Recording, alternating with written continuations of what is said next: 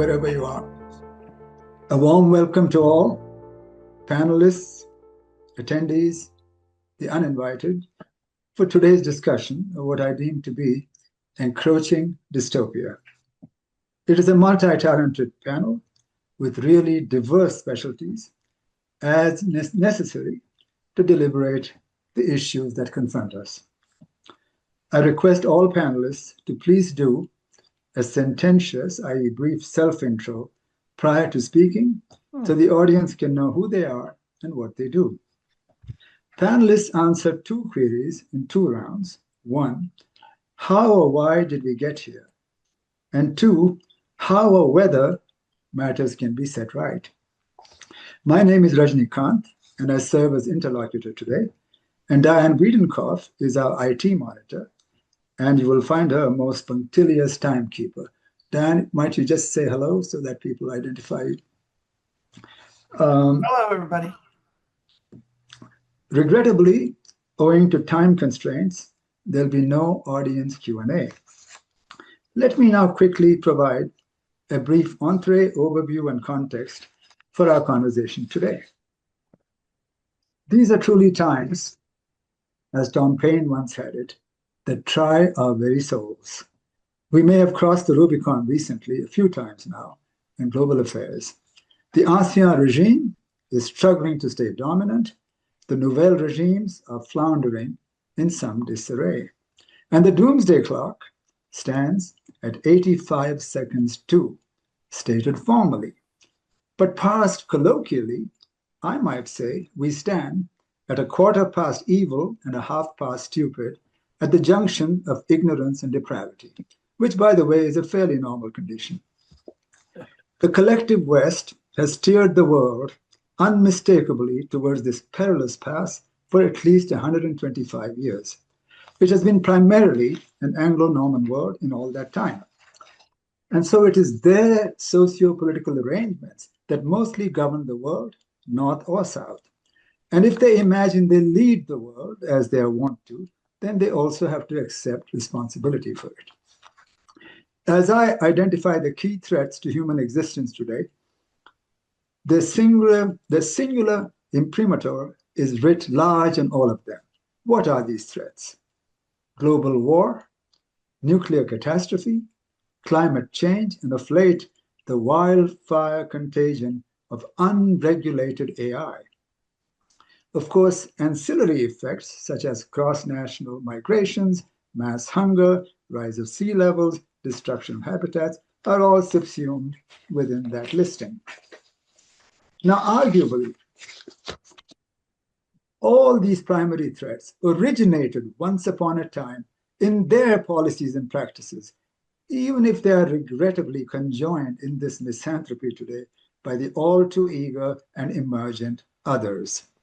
Stated plainly, the West has already gifted us two global conflagrations, whilst pushing fervently for a third and likely terminal one. The collective West is also the only member of the human family that has actually dropped a nuclear device on a civilian population and has made public threats to use them again. Climate change was originally precipitated by the hothouse industrialization of the UK and the US, now obviously aggravated by the rise of global South giants like India, China, and Brazil.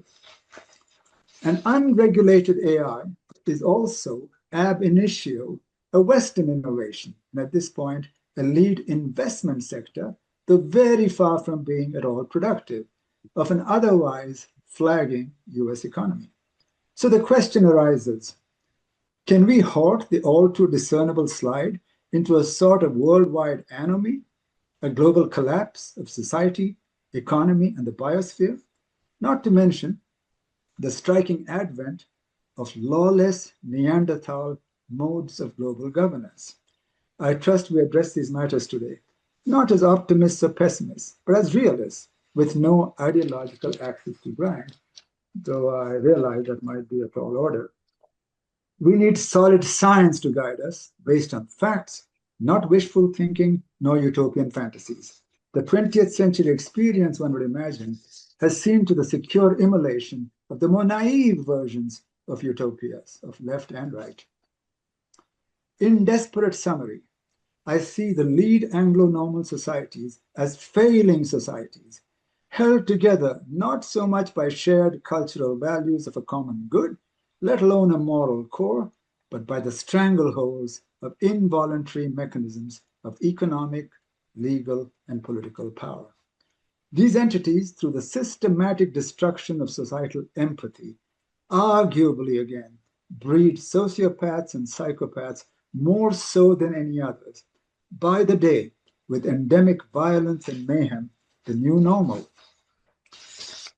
As I see it, Euro-modernist protocols, and what is Euro-modernism? It's the modernism that Europe imposed first on itself and then on the rest of the world. So Euro-modernist protocols lead eventually, to my mind, to an amoral society, a real contradiction in terms, an issue that I'll address later today. Stated colloquially again, in an anything goes ethos, sooner or later, everything goes.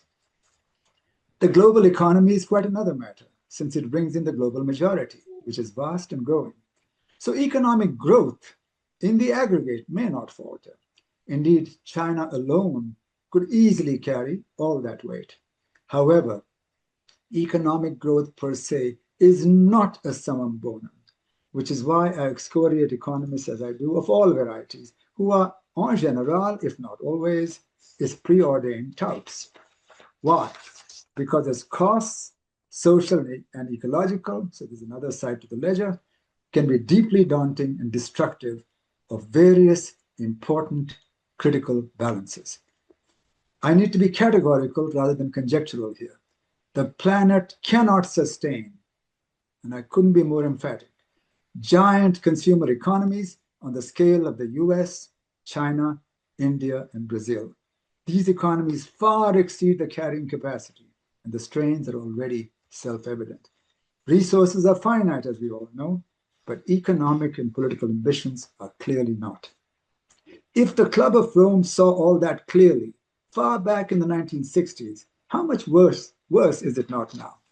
Bears thinking. We must find an ASAP other ways of producing, consuming, and most of all, living. Wild, debt-driven, Mad Max consumerism, and that's my preferred nomenclature for the current state of Anglo-Norman capitalism, is as unsustainable as it is baneful. The inherently laissez-faire Weltanschauung of the West will never deter the expansion of exterminist technologies. So AI will be allowed free rein, and despite all the hand-wringing, much like nuclear arms, will soon extend beyond control. In fact, the moment AI becomes autonomous, perhaps even self-replicating, which may not be that far off, humanity will be at some risk of losing control. Moreover, important to remember, machines may be programmed for anything except a conscience. More basically speaking colloquially again, it is generally those who possess little or no natural intelligence that clamor loudest for the growth of artificial intelligence. Why do I say this? Because civilizations still exist today that have garnered much wisdom, never mind knowledge, over millennia without need for any such mechanical prosthetics. And war in the modern era has been the preferred Western anodyne and forklift for 4 straight centuries, by means of which they came to govern this world. They will never abandon that all too handy experience. Climate change will also trundle on, unchecked, as it has, despite all the big talk, as few private interests within a laissez-faire system will abide any curbs on profitability. Every COP, that's the UNFCCC conference, in recent years has been a sham and a failure, subverted by corporate forces, if only for being their disingenuous co-sponsors. From carbon negative to net zero to carbon neutral, the bar keeps getting lowered. In sum, I personally can entertain no serious, rational expectation of any imminent amelioration. Rather, more chaos and more entropy, until and unless, and that's my opinion, We break with Euro-modernist modes of social thinking and being, about which I'll say more later in this session. It is not just that we are headed for disaster, we are well within that disaster. Speeding, if I may say so, Einstein was wrong. There are things that move faster than light at the speed of light. Whence this discussion today? So, with those cheery words of comforting encouragement, let's proceed. And who better to lead us into the discussion than Ivana? So, welcome, Ivana. Thank you so much, Rajani. Thank you for the opportunity to be here with all of you today to discuss, to think together, to learn from each other in what I consider to be truly a decisive moment in human history. We are indeed living in a challenging time with far too much suffering stemming from a variety of ailments, including armed conflict, poverty, and ecological destruction. The symptoms of our dysfunctional world are many. The causes are perhaps few and yet complex, intricate, and hard to elucidate in simple terms.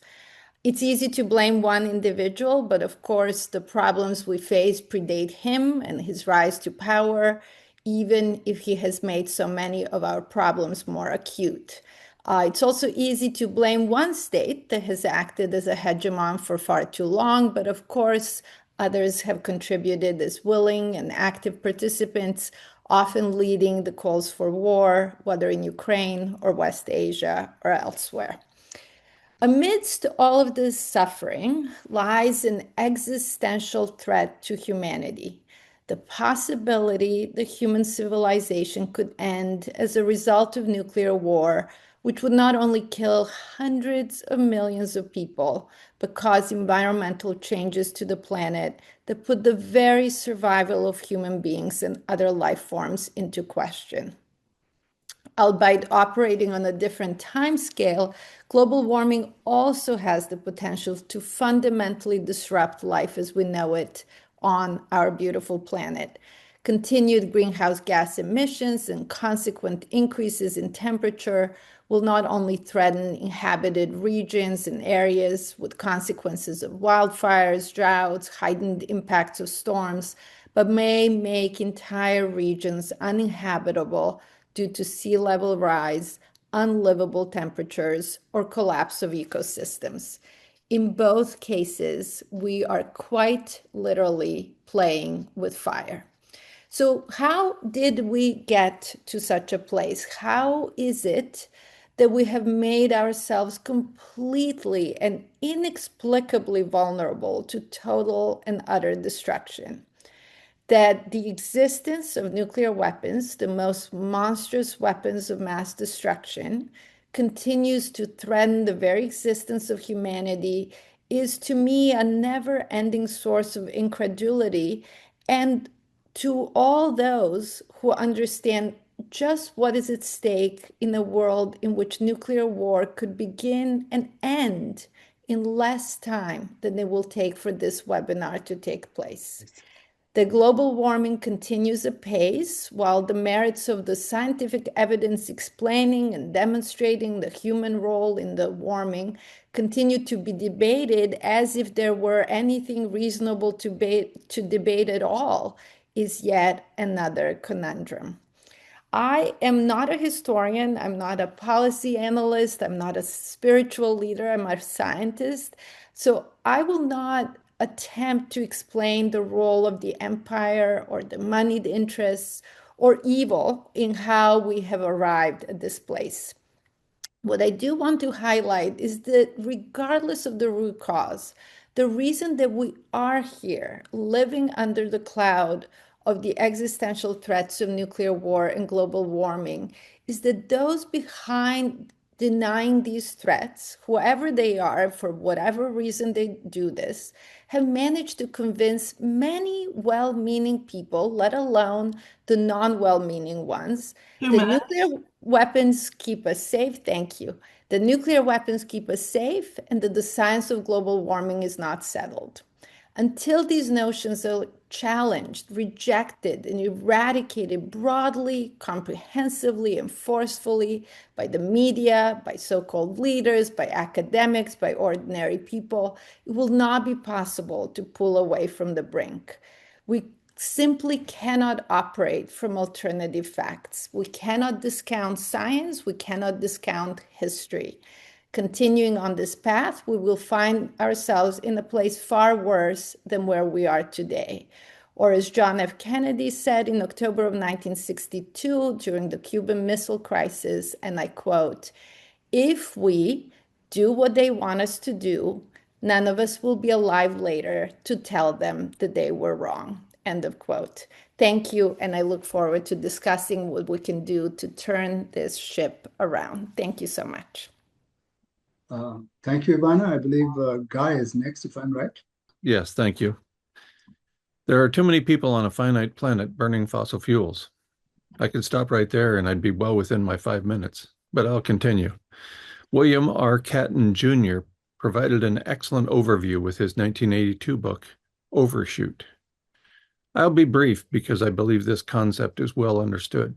When Catton's book was published in 1982, there were far too many people on Earth demanding food and water. In 1982, there were about 4.6 billion people on Earth. Today, there are more than 8 billion of us. We have almost doubled the number of humans on Earth. At the same time, habitat for human animals has not increased. Instead, it has declined as a result of our voracious actions.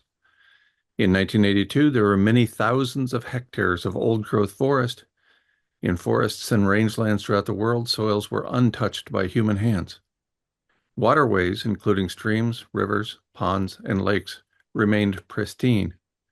Today, there are few locations untouched by human hands and tools. We have dirtied the air, fouled the water, and turned the soil in ways unimaginable only 4 decades ago. Every day, I hear and read that we must stop burning fossil fuels if we are to survive much longer. Unfortunately, terminating or reducing the burning of fossil fuels is the fastest path to extinction of Homo sapiens, and therefore the extinction of all life on Earth. Reducing the consumption of fossil fuels invokes the aerosol masking effect, which I will explain briefly. As with everything I mentioned today, additional information can be found by using the search box at guymcpherson.com. As I suspect most people know, burning fossil fuels allows atmospheric greenhouse gases to trap long-wave radiation, thereby heating the planet. However, burning fossil fuels also creates small particles called aerosols. These particles reflect incoming sunlight, thereby acting as tiny mirrors that prevent sun from reaching Earth. As a result, Earth is overheating more slowly, and atmospheric greenhouse gases cannot trap long-wave radiation. According to James E. Hansen, reporting in presentations and peer-reviewed papers, these particles fall out of the atmosphere within a few days. If we stop burning fossil fuels, Earth will be overheated beyond our ability to survive within a few days. I doubt any of us desires this outcome. Thank you. If I'm right, Roslyn is next. Yep, thank you. So, how did we arrive at such a difficult pass? I think there's 2 reasons, and one is cultural and the other is structural. And the cultural is what allows the structural to remain invisible. So if we ask what culture do we live under, I think the answer to that is narrower than is commonly perceived. You have to ask who controls the culture, the production of the culture, and who are the gatekeepers of the culture. And I would argue it's still boomers, and that they actually haven't been in charge for as long as they think they have. If we look back at history, the first half of the 20th century was dominated by about 30 solid years of political and economic turmoil. And a lot of the people who were involved in or grew up during that turmoil ran the world until into the 1990s, or in some cases even the early 2000s, with many of them becoming the cultural icons of their own children, later known as the boomer generation. There's actually a very interesting and sharp schism between the cultural icons of boomers and cultural icons who are boomers. So if you think of very mainstream, very famous people, the pre-boomers of that set of people would be quite foundational to our society, often involved in the big moments of history, whereas famous boomers have so far been, by and large, a fairly technocratic lot. And that's very interesting because there's a huge gap between the self-perception of boomers, who ramped up to run the world over the last 30 years and may run it for another 10, and what they actually did. And this is reflected in their beliefs about the world, beliefs which are fundamentally flawed, but which explain their general theory of government. So foundational to that is that they believe they belong to the previous generation and did things that actually the previous generation did. Boomers do not remember the conditions that created the world they live in. They just live there, in their parents' house, so to speak. However, because they experienced a lot of pivotal events as children or as young adults, like the moon landing or the civil rights movement, boomers believed that they were causal to these events, even though they were too young for that to be the case. And this caused them to adopt flawed ideas of the nature of reality and cause and effect that have since come to be dogmatic. Because boomers, by and large, don't believe either in inherent evil or class interests, they don't see the need for social institutions. And that's why they allowed them to be dismantled and attempt to enforce their values on an individual basis. So, for example, canceling or picking out the worthy few, especially among their own children, rather than working on those institutions. In the boomer view, all problems are one-off, all solutions are individual. So if you have a temporary contract, just get a permanent one. If you're dealing with nepotism, obviously just work harder and overcome that. If you're dealing with high rent, well, obviously you had a chance to buy a house and you should have done so. So the problem is, unfortunately, these are just not problems that can be resolved by individual effort. For example, you cannot law of average your own life to create a reasonable pension for yourself. There's just too many factors that go into that make that impossible. But the boomer mindset says these are individual problems because, like fish don't have a word for water, they don't see the social institutions that provided their lifestyle because they didn't create them, and they were never fully exposed to the thought process that did create them. And that's important because social institutions are what created the political and economic leverage that was necessary to constrain the very rich. So boomers grew up in a world where the super rich were constrained by these social institutions. They were constrained by high inheritance tax. They were constrained by high quality meritocratic education that created highly skilled workers. So in other words, competition for them. They were constrained by firm, dependable, affordable, and swift rule of law. They were constrained by strong nation states with clear boundaries and by public welfare, which counteracted the impact of patronage and philanthropy. But if you don't believe in class interests or generational wealth or any real threats, and boomers don't, there's no need for that. So they dismantled the counterweight to the natural weight of aristocracy, and now the entire world is a neat vertical line from top to bottom, with a very little, if anything, constraining the super rich from making the world what they want it to be. So their children are inheriting a world where the tools to counter the problems of that world, the tools that created leverage for the masses, as it were, have been systematically dismantled by a generation who put their ideology ahead of reality and removed all the obstacles that prevent power from naturally centralizing over time. That is the problem.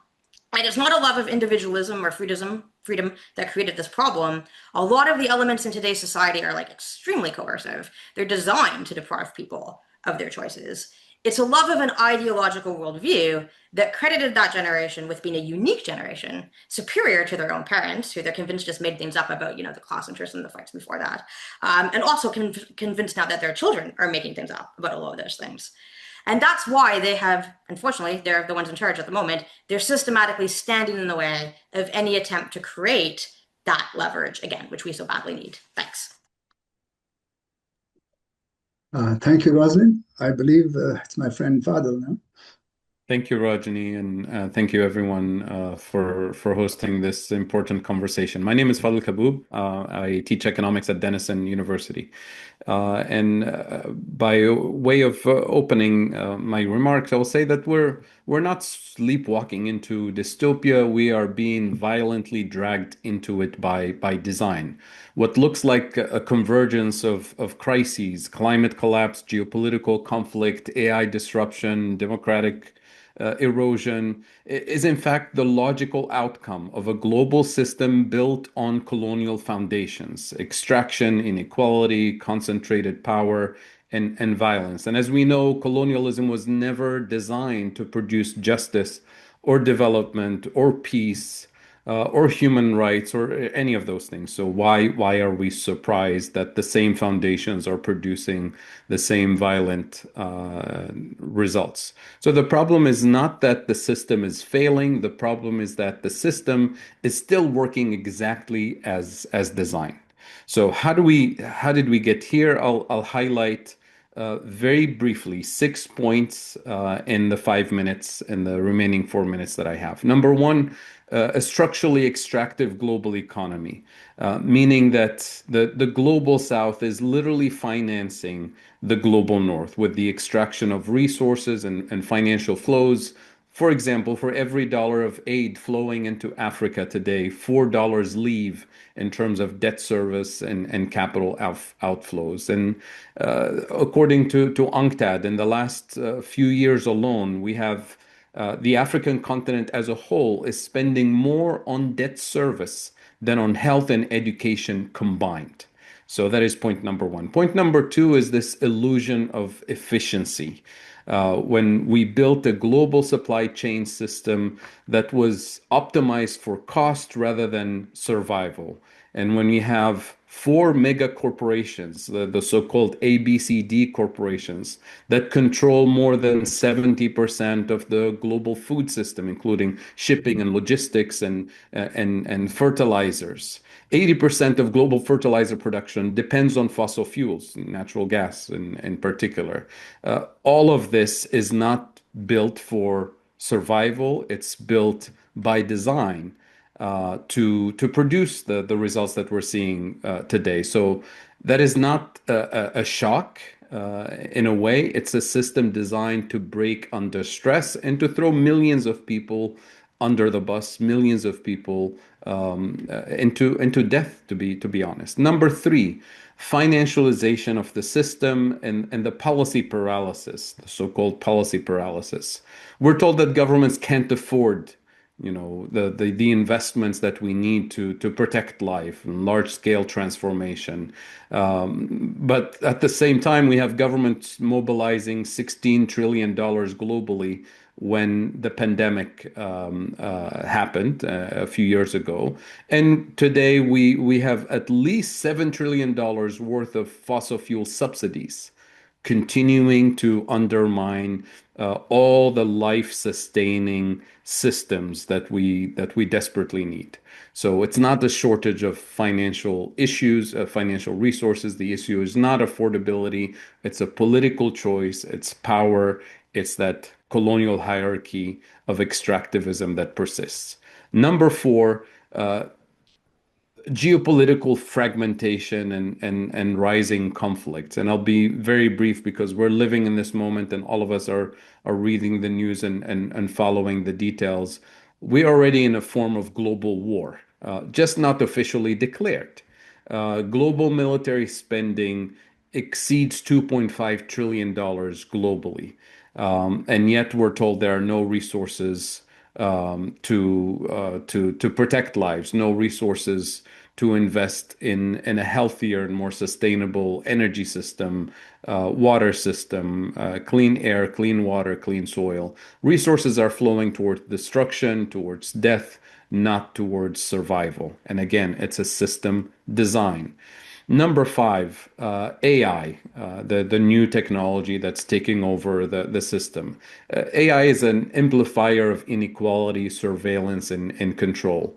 AI is essentially accelerating the concentration of power. You have a handful of firms that control the majority of advanced AI infrastructure and compute capacity, and they want to colonize the rest of the world. Just all you have to do is just look at all the AI infrastructure plans and the data centers that are drawn for the African continent, including the already invasion of African agriculture with Bill Gates' AI apps and technology. So without governance, AI is becoming a tool of surveillance, labor displacement, political control, further neocolonial abuse in the global south, and as publicly admitted by some of its own designers, AI is an agent of mass murder and genocide. And then finally, point number six, and I'll close here, the democratic erosion and oppression. When systems fail to deliver, dissent rises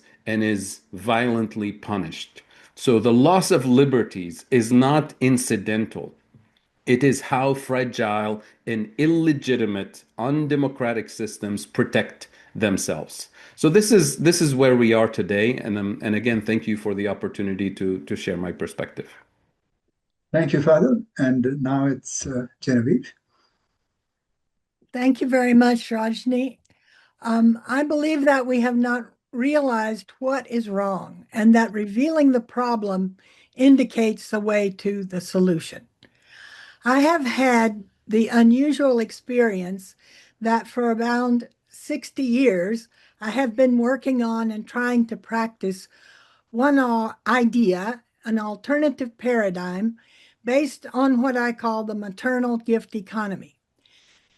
This is the model that every child who survives receives from birth, the model of being given to and receiving unilaterally, is the first economic structure, and that it forms the original structures of action and understanding.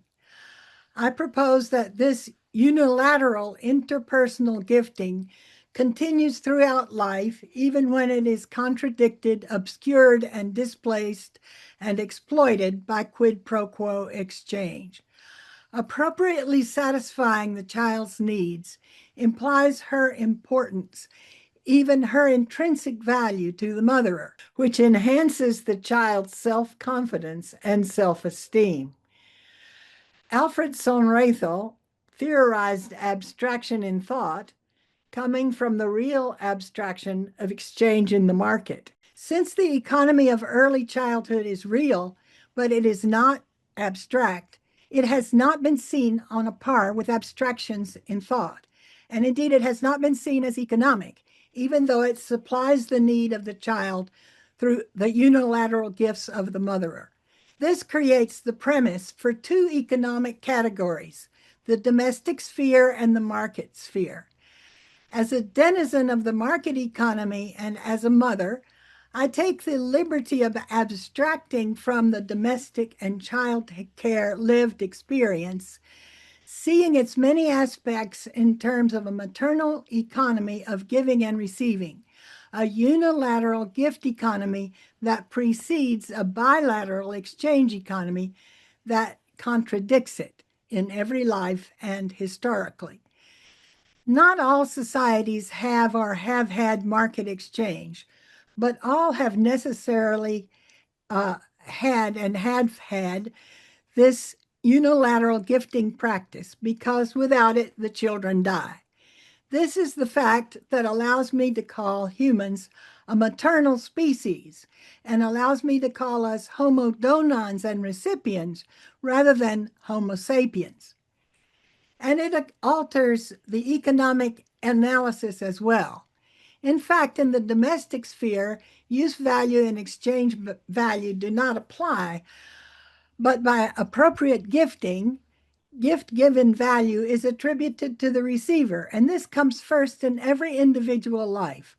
While in market transactions, gifting is suspended, use value is attributed to the commodity, and exchange value is its quid pro quo abstract and general contradiction of gifting. Unfortunately, in order to give unilaterally, we often have to depend on exchange to acquire the means of giving. I say these few things to show that there is an approach to economics coming from the left field of gifting, and that I believe it is also the unseen substratum of many aspects of human life, from throwing and catching a ball to walking, giving one foot forward to the earth, then the other, and eventually giving oneself to one's destination. Cooking, we give the water and vegetables to the pot that receives them. Then we give fire to the pot that heats the water, and when the soup is ready, we give it to the family. I have written several books on this extended gift structure, including one called Gift in the Heart of Language. I believe exploitation is the forced or manipulated giving of gifts. Surplus labor is labor gifted to the capitalists. We just do not name it that way. All of this results in a structure of parasite and host in which the dominant capitalist economy manipulates an unrecognized but still existing maternal economic mode to make it give to it. In these times, the extraction of gifts from populations, hemispheres, and nations, and from nature to the benefit of the successfully parasitic few, give the few the power to leverage compliant behavior of individuals and multitudes to their detriment, and to the detriment of future generations, whose carers will lack the means of giving if they survive at all. We are a maternal species that is oppressed by a conception of itself as dominant mankind. And in the harm and dissonance that this creates, we are committing individual and class patriarchal capitalist murderous exceptionalism and species suicide. Thank you, Genevieve. I now invite Lily. I think it's the first time that Lily has appeared on this panel, so welcome, Lily. Thank you, Rajani. So let me introduce myself a little bit. I'm Lily Xia. I'm working at Rutgers University. I'm a research assistant professor here. I am a climate scientist. So I'm going to talk about this issue more through, I'm going to talk about nuclear war, but from climate scientist perspective. So how did we get there? I mean, for me, I've been thinking about this question. I feel we have been, as a scientist, probably we have already sent out warnings, but the reason why we arrived here is because the warnings are not really matched by enough political actions. So I would just talk about very briefly through the history of nuclear winter. And when people think about nuclear war, they probably often think first about the immediate effects like the blast, the heat, the fire, and the radiation. Yes, of course, those effects are already catastrophic. But since the early 1980s, scientists have already warned about something larger. The nuclear war could damage the global environment. So it could affect the atmosphere, the climate, agriculture, food system, and the human society far away from the places directly attacked. So the key early movement really came in how many years ago? It was in already 1982 when Paul Crutzen, they published a paper, important paper, arguing that if nuclear weapon caused a large fire in cities or industry areas, those fires could produce huge amount of smoke and other pollutants, and the smoke could affect sunlight, atmosphere chemistry, and then climate. So his work really helped to show that this was a very severe scientific question. And then next year in 1983, the idea became much more widely known through the TAPS paper. It stands for Turco, Toom, Ackman, Pollack, and Sagan. Their paper title actually is Nuclear Winter, Global Consequences of Multiple Nuclear Explosions. They argue that smoke and dust from nuclear war could block sunlight and cause severe global cooling. And then after that, there has been, I mean, let me explain why maybe a little bit as well. How did this cooling happen? If nuclear weapon was used against the cities or industrial areas, like the first strike to target all those industry or military bases, they can start very large fires. Those fires produce black carbon soot, and black carbon absorbs sunlight and really heat up nearby air, and it will just self-raise to really high in the air. And when it reaches to certain height, it will just spread all over the world globally.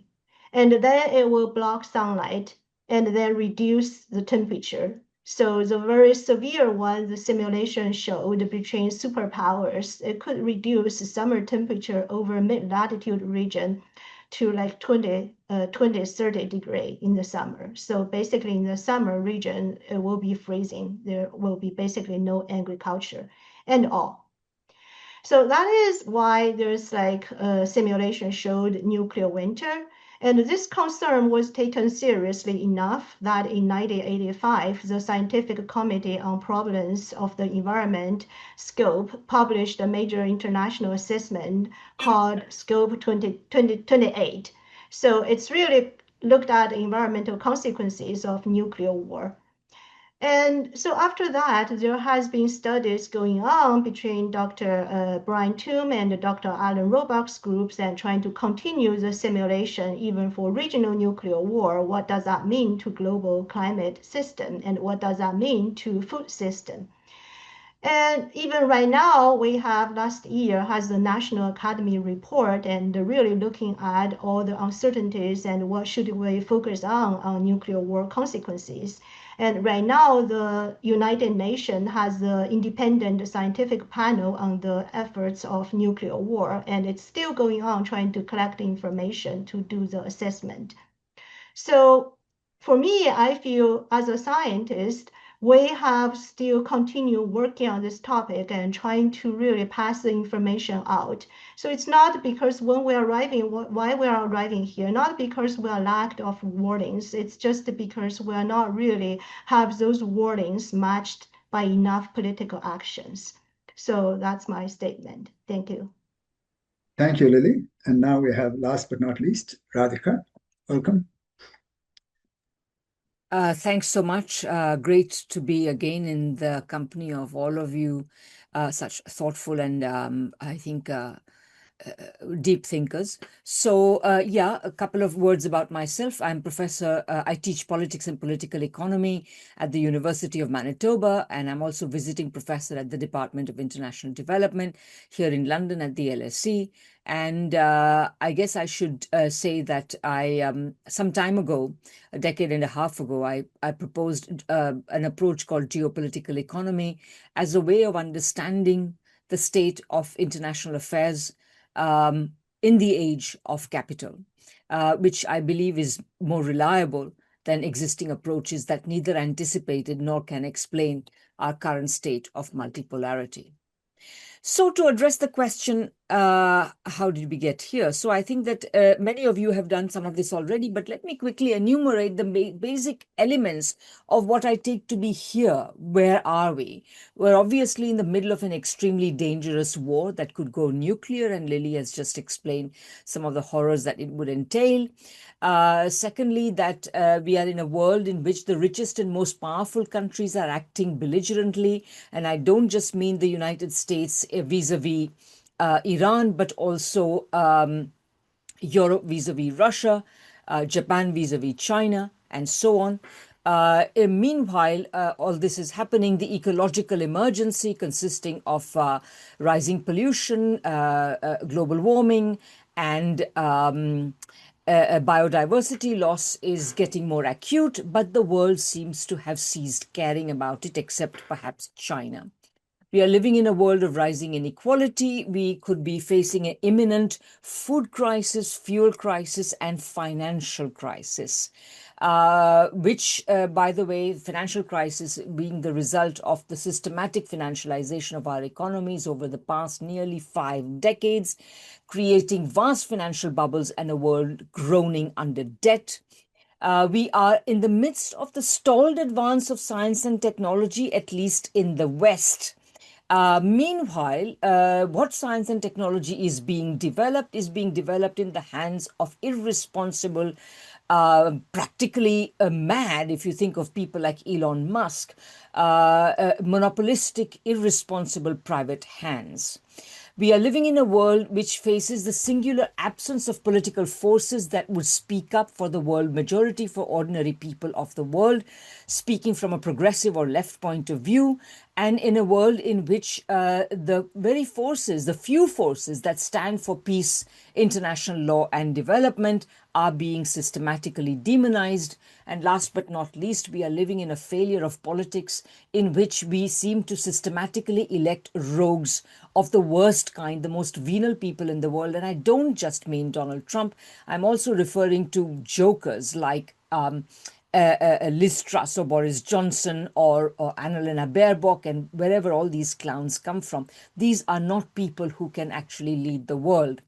Now, my analysis, so this is the here we are at. My analysis, it takes a geopolitical economy perspective, which puts class and nation side by side in understanding the historical world made by capital. We have got here, and again, this here is a 200, at the end of a 200-year blip in the long arm of human history, during which the capitalist West became dominant. And what we are suffering is the worst violent death throes of that dominance. It is violent both militarily and economically. Essentially, in my analysis, when capitalism arrived in the early 20th century, when capitalism arrived at its monopoly phase, yes, 2 minutes, monopoly phase, and the and also had covered the whole world in its imperialism by on the eve of the First World War. The world had been divided up among the major capitalist powers. At this point, capitalism was ripe for socialism, but there were in fact socialist revolutions. There was a Bolshevik revolution and a wave of revolutionary activity across the capitalist world, but this did not succeed. Even though they failed, however, in the post-Second World War period, capitalism became significantly reformed and experienced a few short decades of a relatively egalitarian, robust growth. What we've witnessed for the past 5 decades is the reversal of these reforms to reveal to us what a naked, senile, monopolistic, financialized, speculative, predatory, plundering capitalism would look like, which also, of course, has vastly accelerated the ecological emergency. So this is how we got there. What we are suffering from is the is essentially prolonging the life of capitalism beyond the point at which it was at its sell-by date, and that, I would put it to you boldly, was a point we had already reached more than a century ago. We had that small blip of reform in between, from roughly the end of the Second World War to the end of the 1970s. But beyond that, we have suffered some of the worst consequences of keeping capitalism alive. And in this context, one of the most difficult things that we are facing is the evacuation of the left of the political spectrum. So that leaves only varieties of right-wing forces to dominate the political field. Under one guise or another, they can only talk about giving more and more freedoms to a senile monopoly corporate capitalist class. Sorry, that's time. Thank you, Radhika. I'm grateful for all of you. We've completed the first round now, and I must say the audience would have benefited from the multifaceted explanation from various points of view as to how we arrived here. Now, as interlocutor, usually I take a back seat and let the discussions go on, but I've been so moved by the state of the world that I've decided to put in my 2 cents more often than I normally do. So I will now speak at this point before we go on to round 2. So let me start. I will now complete what I'd only commenced in my earlier introduction. The world has been under the spell of Eurocentric modes of thinking and being for more than a century. I broke with that ill-conceived paradigm a long time ago. Human society, in my alternate anthropology, which by dint of simply being realist refutes most Euromodernist ideas, will never be stable or at peace. It never has. Why? Because of some rather obvious species traits. Recall, first of all, so it doesn't come as too much of a shock, that we are just another planetary life form, like any other, though we do give ourselves fulsome airs. All planetary life forms are instinctual, and so are we. However, the instinctual endowments of males and females diverge significantly. Males, in their collective aspect, exhibit aggression and animal spirits instinctually. Females express nurturance and peaceableness equally naturally. These are universally observed and observable empirical facts for which I am now furnishing a theoretical explanation. Now, instincts were never allowed in social theory by modernist theories because it suggested a parity between human and animal that European religious ideology did not permit, though Darwin did give those lapidary misconceptions a major jolt. By way purely of analogy, men appear to behave like chimps, women like bonobos. No surprise or shock, we share 98% of our genes with them. This is not to say that biology is destiny. In fact, most society is possible only we sublimate, or after we sublimate many instinctual drives, but rather that we must scale in such innate realities to understand human existence in its totality, lest we continue to remain delusional, envisaging airy Shangri-Las of pure concoction. Stated flatly, we are who we are and cannot be what we simply wish to be. Freedom can only begin after the due recognition of necessity. Sprinkling pixie dust, I'm sorry to say, will not do. My best colloquial critique of the essence of all modernist utopias, in fact, the very term utopia exists, enters the vocabulary of the world through the modernist Enlightenment, is that they're akin to suggesting, so this is how most utopias are built, that somehow we can contrive to institute a traffic grid where all traffic lights stay unshakably green at all times. All right, so that is the ultimate irrationality of most utopias, as against the old trope of yes, we can, which is, by the way, a symptomatic modernist meme. I simply say, no, we can't. In part consequence of some of the above, and that's the main point, war is and has been our near permanent state of being. In fact, standard histories are almost exclusively about nothing else. Equally, as a corollary, and this is also very important, an iron law of oligarchy prevails as regards power, owing to a singular affinity for power exhibited by human males, with but a few running it all in every post-tribalist system, regardless of the nominal political structure, be it monarchy, democracy, republic, what have you. This is also empirically and easily verifiable. So it would be both foolish and futile to entertain pipe dreams of ideal states of being, which is another modernist penchant. We must also remember that progress, another term gifted by the Enlightenment and a favored modernist idol in societal mores, is entirely reversible. At any time, history is not a unilinear ladder within a telos of societal advancement towards ever augmenting rights and liberties, which was always a common Enlightenment trope. In effect, and I cannot be more emphatic, any Magna Carta can be revoked, any Bill of Rights suspended, at any time, just like that. So is there any restraint conceivable on the innate behaviors I've alluded to? Yes, there is and has been. And it's a compelling restraint, and that many simple tribal societies exemplify to near perfection.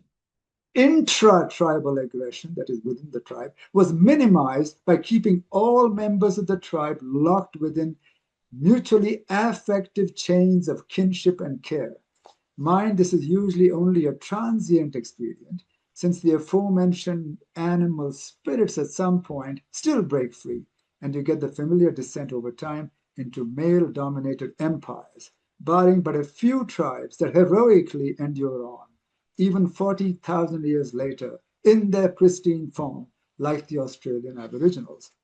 But why does it work at all? Why do kinship and emotive ties matter? Modernist theory, per se, note, can offer no explanation. And for the first time in all my presentation, I'm going to be anecdotal here. I came upon this particular idea. I was working in Australia, in Sydney, Australia, and I had a meeting with Noam Chomsky at MIT. And it had been arranged, and I was due to arrive there. We were going to spend a day together. And I had left Sydney, and in between, Noam got a note from his daughter, who lives in another city, that she was going to visit him that particular weekend. So he tried his best to get in touch with me, but I had already boarded the plane there. So there was nothing he could do. When I arrived in Boston, I finally checked the email to see. He said, I'm profoundly sorry, but my daughter has indicated this and I never get to see her. So I said, oh, that's okay, fine. But then I went home and thought about this. And I said, why is it? Why is Noam's daughter more important to Noam than me? Now, this is a question for which modernism has absolutely no answer. And that is why I'm saying what I'm saying. Because stated simply, here's the answer, we are essentially affective beings, seeking the warmth of close communal reciprocal ties of care and consideration, forcibly required to live adversarial lives of daily competition and conflict. The Treaty of Westphalia notwithstanding, the rigid containment within the iron grid of nation states and such like, held together purely by force and propaganda, are alien impositions that evoke no spontaneous fealty on our part. Similarly, the enforced crafting of asocial individualism, and pay particular attention to that, asocial individualism, the most lethal solvent of societal solidarities ever created, is deadly to our convivial natures and is the provenance of modernist loneliness, a debauching malaise which has no precedent in human history. Recall the UK recently instituted a minister for loneliness. Need I really say more? The disparagement of the affective life and its forcible subordination to sordid materialist rationality sins deeply against the human Geist. That is the fundamental alienation, emotional and psychic, that modernism imposes on all of us and keeps us permanently in palpable angst and sense of abandonment. And we would be well advised to doff it as soon as we can. So, if such are the real enduring facts of anthropic life, as I believe them to be, is it any wonder that we witness the hoary run of unsavory outcomes peaking in our times now that flourish all around us? Chronic unhappiness and restless discontent do not ipso facto breed peace and sanity, but rather a permanent state of irascible agitation that only aggravate aggressive impulses. Maybe that's why all our best laid plans of amelioration fail. Lord Acton's famous aphorism about power must be expanded to include greed as well, which works in exactly the same way. The moral must be drawn and drawn sharply at that. Males in their collective aspect cannot be trusted in any societal form with power without predictable and dire consequences. And that could well be why that old epigram still endures and will always endure, and everything sounds better in French. Plus ça change, plus c'est la même chose. Thank you. So now we can go on to our second round. And it is my belief, and I could be wrong, that not all of you have introduced yourselves during your presentations. Please do so if you have not, since otherwise the audience will not know who you are. So if Diane can prompt us as to who goes first, that would be helpful. Lily is first, followed by Guy. I see. Welcome, Lily. Oh, thank you. So the second question is, what really can be done to reverse or stage the crisis? So I'm a physical scientist, and I will just present my understanding on this question. So for me, I feel it's more about the perspectives of public communication and the political pressure. How could we really reduce the risks from a nuclear war or nuclear winter? So how do we create the political will for those actions, and how can we move government to act? I'm thinking really hard, but I really don't have an answer. So I really get inspired by Dr. Susan Solomon's one of her presentation when she talked about her effort in Montreal Protocol and why Montreal Protocol is such a successful international action. And I remember that even it's already 10 years, but I think for me, it's a key to how to move public actions to government. So I think in her talk, she mentioned about three things needs to come together. So first, people need to see the problem. For example, in Montreal Protocol, the ozone hole was measurable. So everyone can really see there's an ozone hole there over the Arctic region. And the second, the problem has to be felt personally. It cannot be remote. It has to be related to everyone's everyday life. So people understood the ozone depletion could affect their own health because there will be UV radiation on surface enhanced. That will be a threatening and a risk for their health. So everyone will get to consider this problem and trying to act. And the third, we need to provide a solution for this problem. Otherwise, it will be just too hard. People will just turn away, feel there's no way we can really solve it or help with it. So for me, I feel that is a really important lesson I learned. How could we turn science work into action? So I will just try to see what can we do here in terms of nuclear war. I feel nuclear war usually just discussed in very abstract language. People talk about deterrence or strategical stability or escalation, second strike, first strike. Those terms I feel make it important for specialists or experts, but for general public, they can make the issue feel really distant. So they can make nuclear war sound like a technical problem for experts rather than a danger for everyone. So I feel maybe when we talk about those issues, we need to make them think nuclear war is important, is nearby, not impossible. So, and also they will think maybe ordinary people cannot really do anything about it because they will feel nuclear war is really a government decision and they couldn't really make any help. So I feel for us in this topic, my perspective, first, we probably need to make the problem visible.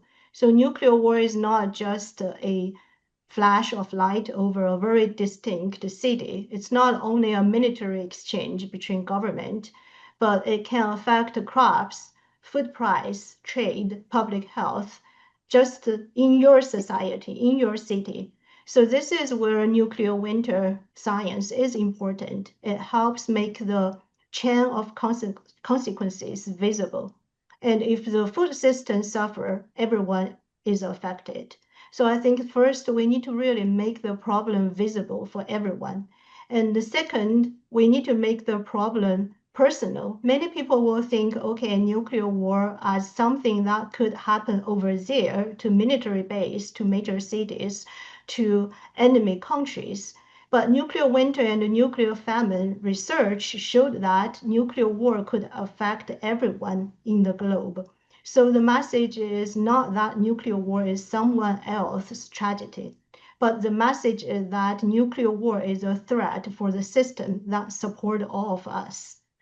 So that will make people really think about they need to do something. And the third, we need to probably show them what would be the solution. What can we do? This is very important because if people hear only about nuclear war could destroy civilization, they may become paralyzed. They may turn away. They may feel there's nothing we can do, right?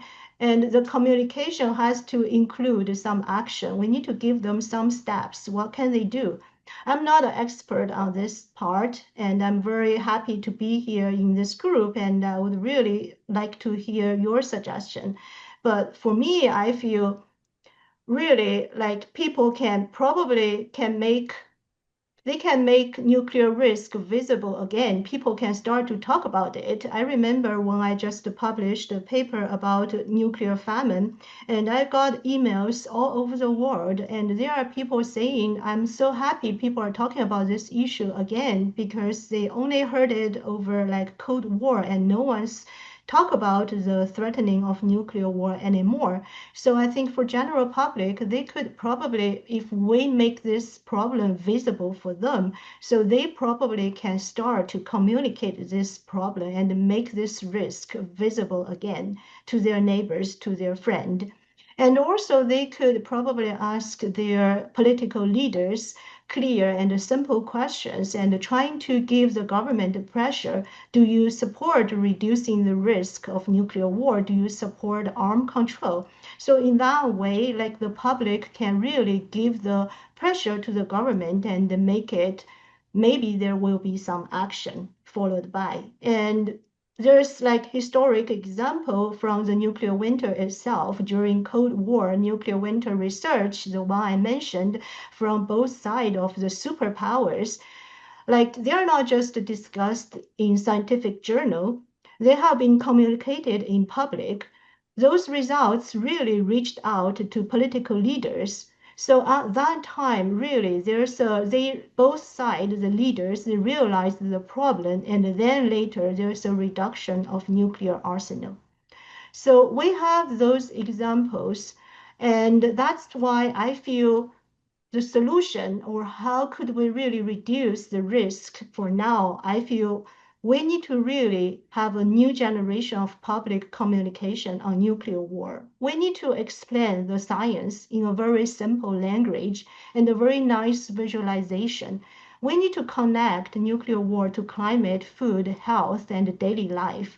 And we need to also have different voices involved, not just the scientists. We need general public, we need educators, we need young generations, we need doctors, we need traders, farmers, everyone need to be involved. So that's probably the end of my talk. So I feel if the public understands the consequences and if the public sees that the practical risk reduction steps exist, then public pressure probably can push governments to act. That's my understanding. Thank you. Thank you, Lily. Good to see you back, Guy. You are next, as it turns out. Thank you, Rajani. I'm Guy McPherson. I'm Professor Emeritus at the University of Arizona. Professor Emeritus means retired with honors. I can do everything I was doing before I retired, except get paid. I currently live in southern Vermont, in the village of Bellows Falls, in the town of Rockingham. Unfortunately, I know of no way to reduce or halt the path we are on. We depend upon fossil fuels to maintain the set of living arrangements known as industrial civilization. Reducing the consumption of fossil fuels will greatly increase dehydration and starvation of humans. In addition, the resulting loss of aerosol masking will heat this planet rapidly enough to ensure loss of habitat and therefore our demise. James E. Hansen, professor and climate scientist, calls aerosol masking effect our Faustian bargain. Although aerosol masking has been demonstrated many times at the local and regional level, most notably during COVID-19 with reduced industrial activity, beginning in the area over Wuhan, China, and moving to Western Europe and then to the Northeastern United States, it has not yet occurred at the planetary level. As a result, we do not know how much heating will occur in the wake of reduced industrialization at the planetary level. We do know a few relevant facts that have remained largely hidden from public view. For example, Earth is already more than 2 degrees C above the 1750 baseline, as governments of the world agreed in October 2023. In addition, the Intergovernmental Panel on Climate Change, designed to fail when it was created during the Ronald Reagan administration, has concluded Earth is amid the most abrupt change in planetary history. The IPCC concluded this change is irreversible. These findings are based on IPCC reports published more than 6 years ago. The IPCC concluded anthropogenic climate change is the most abrupt event in planetary history with its October 8th, 2018 report, Global Warming of 1.5 Degrees. The IPCC concluded an overheated global ocean was responsible for irreversible climate change with its September 24th, 2019 IPCC Special Report on the Ocean and Cryosphere in a Changing Climate. The IPCC replaced the Advisory Group on Greenhouse Gases, which was far more realistic with its reports than the IPCC has been. For example, the Advisory Group on Greenhouse Gases indicated 1 degree C, above the 1750 baseline was a Rubicon we could not cross without triggering self-reinforcing feedback loops. And sure enough, the Advisory Group on Greenhouse Gases has been proven correct. Many self-reinforcing feedback loops have been triggered as reported in the peer-reviewed literature. Thank you to each of you for coming together and having this very important conversation. I appreciate it, and I'll stop right there. Thank you, Guy. I believe it's Roslyn next. Hi, yeah, okay. I'm originally from Canada, but I live in Dublin. I started out in public international law, so a lot of those things we've been talking about today, preventing war, global trade, those kinds of things. I've written 3 books on the topic of democracy, and I also manage a small NGO that researches digital democracy, so I'll be talking a little bit about that now. Okay, so, right. So, question, if you want to constrain, how do we fix it? If you want to constrain the power of the super rich to unilaterally set the conditions of life for everyone else, then you need to create enough leverage to be effective against them. The boomers' parents did this. Oh, my slide isn't, sorry, my slide isn't continuing to go. Just 1 second. There we go. The boomers' parents did this largely by killing people and taking or destroying their stuff. That may not have always been their explicit intention, but it is what happened, and it is what created the post-war leverage. Prior to that, mass strikes have also been effective from time to time, because striking is also taking stuff. It's taking someone's profit. So the trillion-dollar question is, can you create that leverage without the armed conflict? The subject of my doctoral thesis was basically that the electoral representative system is not sufficient to create or even sustain the level of leverage required. And I feel like events have borne that out since. Purely electoral representative democracy is a system that is relatively easily undermined. Maybe it takes a while, but it is doable. And the very rich are actually quite patient long-term planners. To paraphrase a Credit Suisse commercial, where you see people hanging out with their kids, they see succession planning. It's for real. So in my view, the entire discourse here has gone wrong in accepting that the electoral representative system is the only game in town, and then trying to counterbalance the power of a small number of super rich people with haphazard, they would probably say targeted, regulatory barriers that are also controlled by small numbers of people. So in other words, people are trying to solve a bottleneck problem by creating more bottlenecks. And these bottleneck solutions, like more rules, more agencies, more control, more censorship, more barriers, are actually just making the problem worse because it's depriving most people of any meaningful agency while simultaneously strengthening the position of the already wealthy because they are better able to navigate those hurdles. Instead, you need to take advantage of what everyone else has that they don't, like the one thing they don't have, numbers. That's the only thing that has ever worked. Because you don't need to control the evil or the powerful. You just need to constrain them so they can't control you. Quit India was based on this principle, as was the war here in Ireland. No one here thought a bunch of poorly armed peasants was going to militarily defeat the British Empire. They just thought they could make this place more hassle than it was worth. So these are examples of specific goal-focused action, but you can make it work over the long term too, if you put the right mechanisms in place. The advantage of doing that is to avoid the kind of dire situation where things get really bad before people take action. And that mechanism is direct democracy. Today, also possible digitally. There's limited direct democracy in Switzerland, somewhat more limited direct democracy here in Ireland, and even more limited direct democracy in some parts of the US.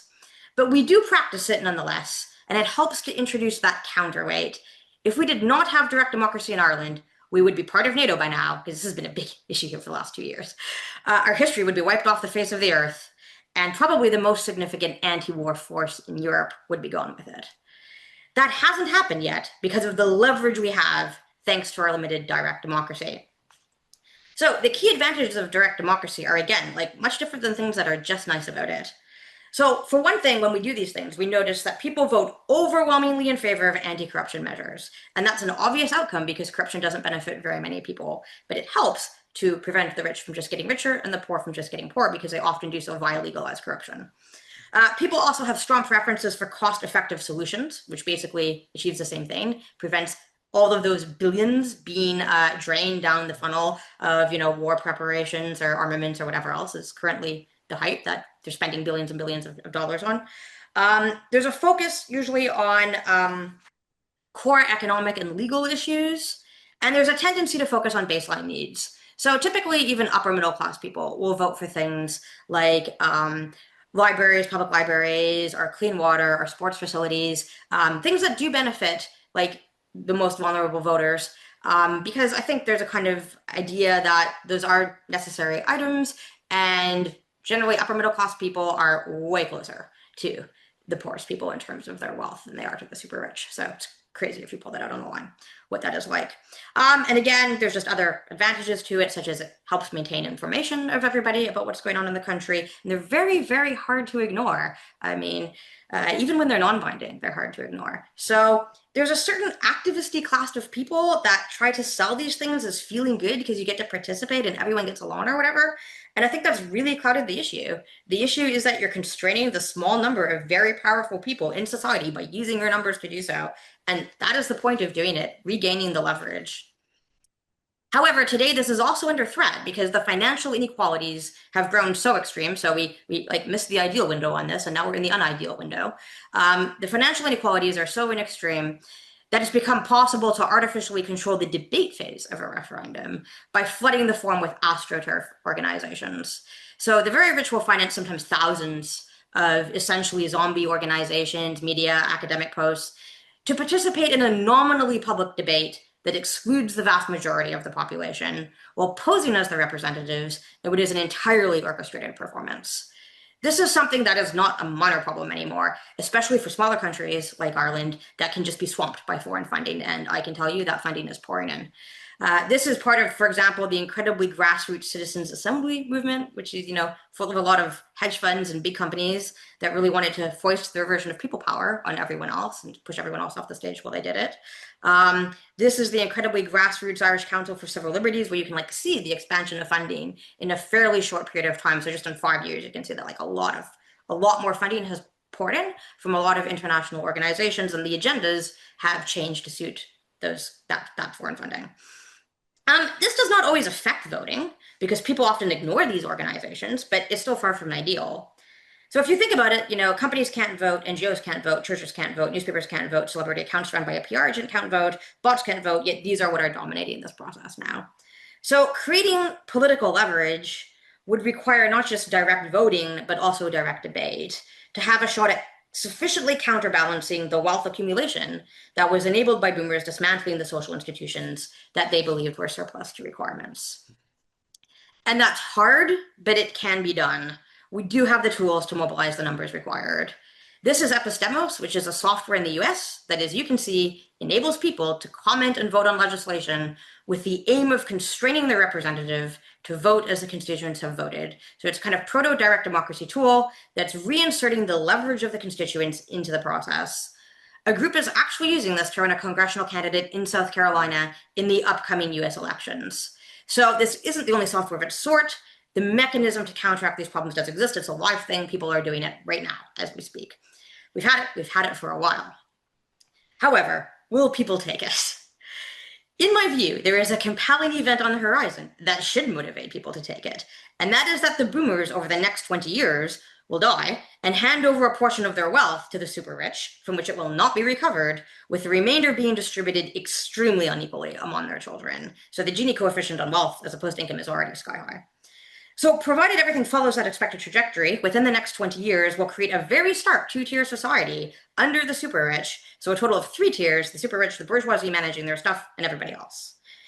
But although that is the reality, I think the perceived reality is very different. There are too many people who are too convinced that they will win it all. There are too many people who search for patrons or slaves, rather than having an interest in building allies. And there are too many people who profit from being the courtiers of the super rich. and there are too many people who are just trying to survive.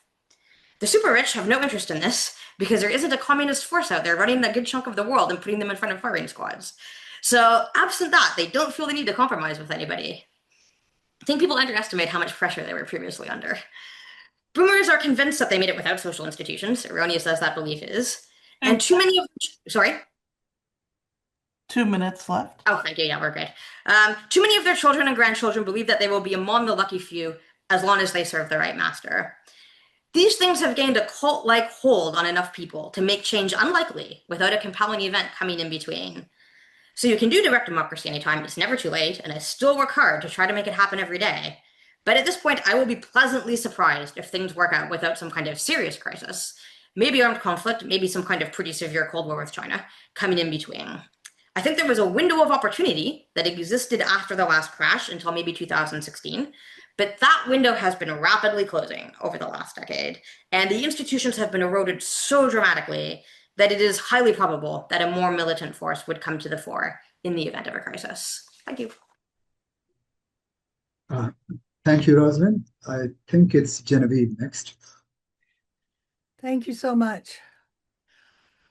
We are in an emergency situation now with individuals able to destroy whole populations, such as our president was threatening to do. I believe the problem is our wrong self-concept of the human as Homo sapiens sapiens. We think we know and know that we know, but we don't know that we are Homo materno, maternal human. So we fall back on knowing rather than on caring, giving, and receiving satisfying needs. I believe that a general shift of paradigm to include the maternal gift economy as part of the analysis of capitalism can reveal the economy of parasite and gifting host, making it visible to the general public and allowing the criticism and removal of the parasite. I have been proposing that our misrecognition of who we are as a species, our species, is the major problem. Our species being is who we are as a species, but our misrecognition is the major problem.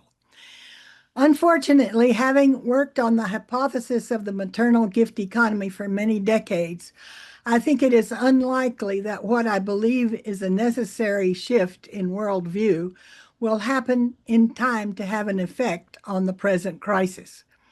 So I will mainly say what I think could help as steps to take in the short term and midterm along the way. An immediate stopgap measure would be to gather an international group of psychiatrists and psychotherapists who could discuss the mental health, competence, and possible insanity of our leaders. They should be located in different countries so as to have some minimal protection from the danger of attacks organized by the possibly insane leaders themselves. There should also be tests of sanity for all candidates for positions of power, but there should also be vetting of the tests and test givers to provide protection from abuse. Universities should set up departments to study patriarchy and the collective diseases represented by the Epstein Network and the recently revealed Men's Rape Academy network for drugging and raping women, one website of which was aptly called motherless.com. A more long-term strategy is a uniting of movements and the forming of a common front of opposition to the aberrant leadership as well as to the policies that allow and validate such leadership. The members of this front could be comprised of people coming from positions having to do with the maternal species values. These would include some groups that are already in syntony with the maternal gift economy movement, such as the movements for indigenous autonomy, since many indigenous peoples traditionally practice and still practice versions of the gift in the Americas and worldwide. the European American movement for matriarchy now, Code Pink and its peace economy, the women's spirituality movement, matricentric feminism, lesbian feminism, ethnic women's groups like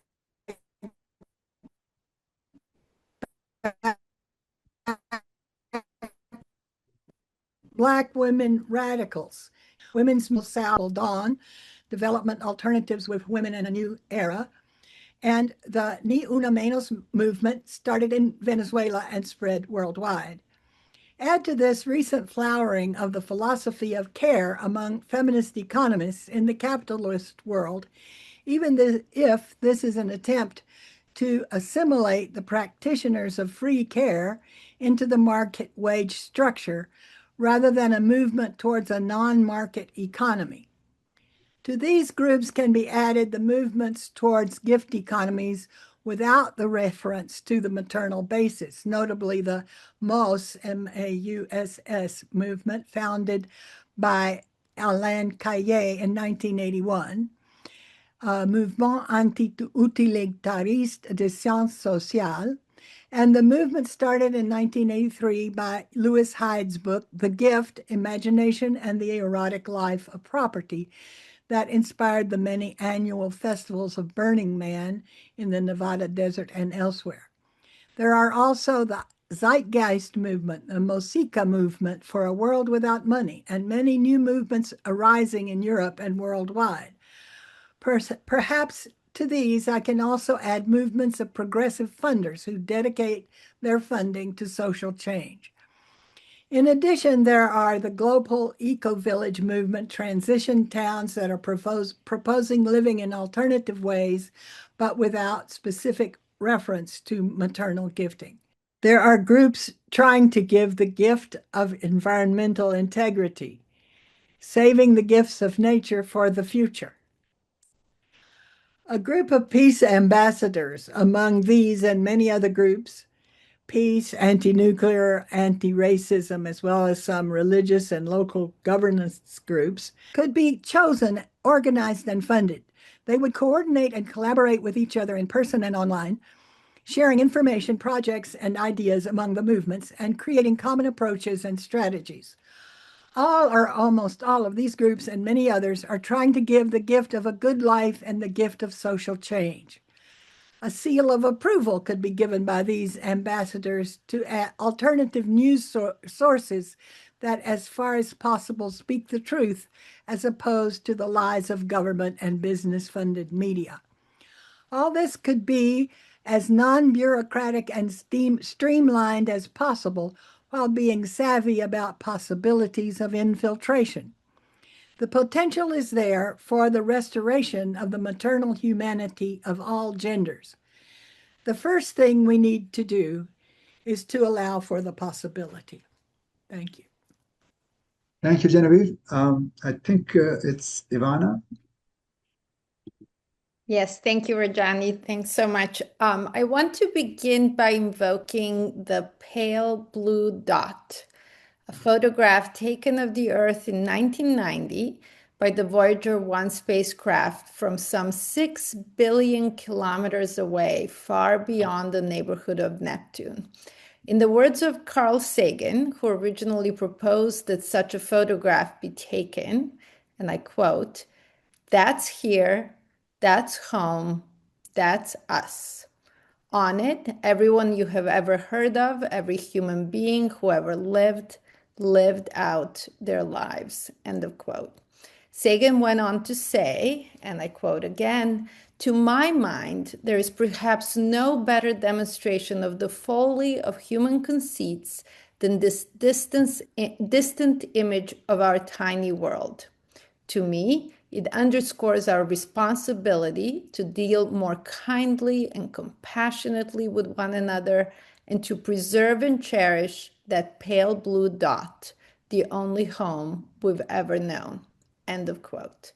Let me just stress what Sagan is calling for here. He says that we have a responsibility, number one, to deal more kindly and compassionately with one another, and number two, to preserve and cherish our planet Earth. The first call, of course, refers not just to our personal relations, but also to relations between nations. So I read these words as a rallying call for three things: peace, nuclear disarmament, and climate action. I would argue that all three, in fact, fall under each of Sagan's calls. So let me now focus my remarks on what we can do with respect to each one in turn. Again, peace, nuclear disarmament, and climate action. In aggregate, the answer is, of course, education and greater public awareness of both the problems and the solutions. So let me offer some specific thoughts on each of them. So number one, regarding peace, we need a radically different kind of geopolitics and international relations.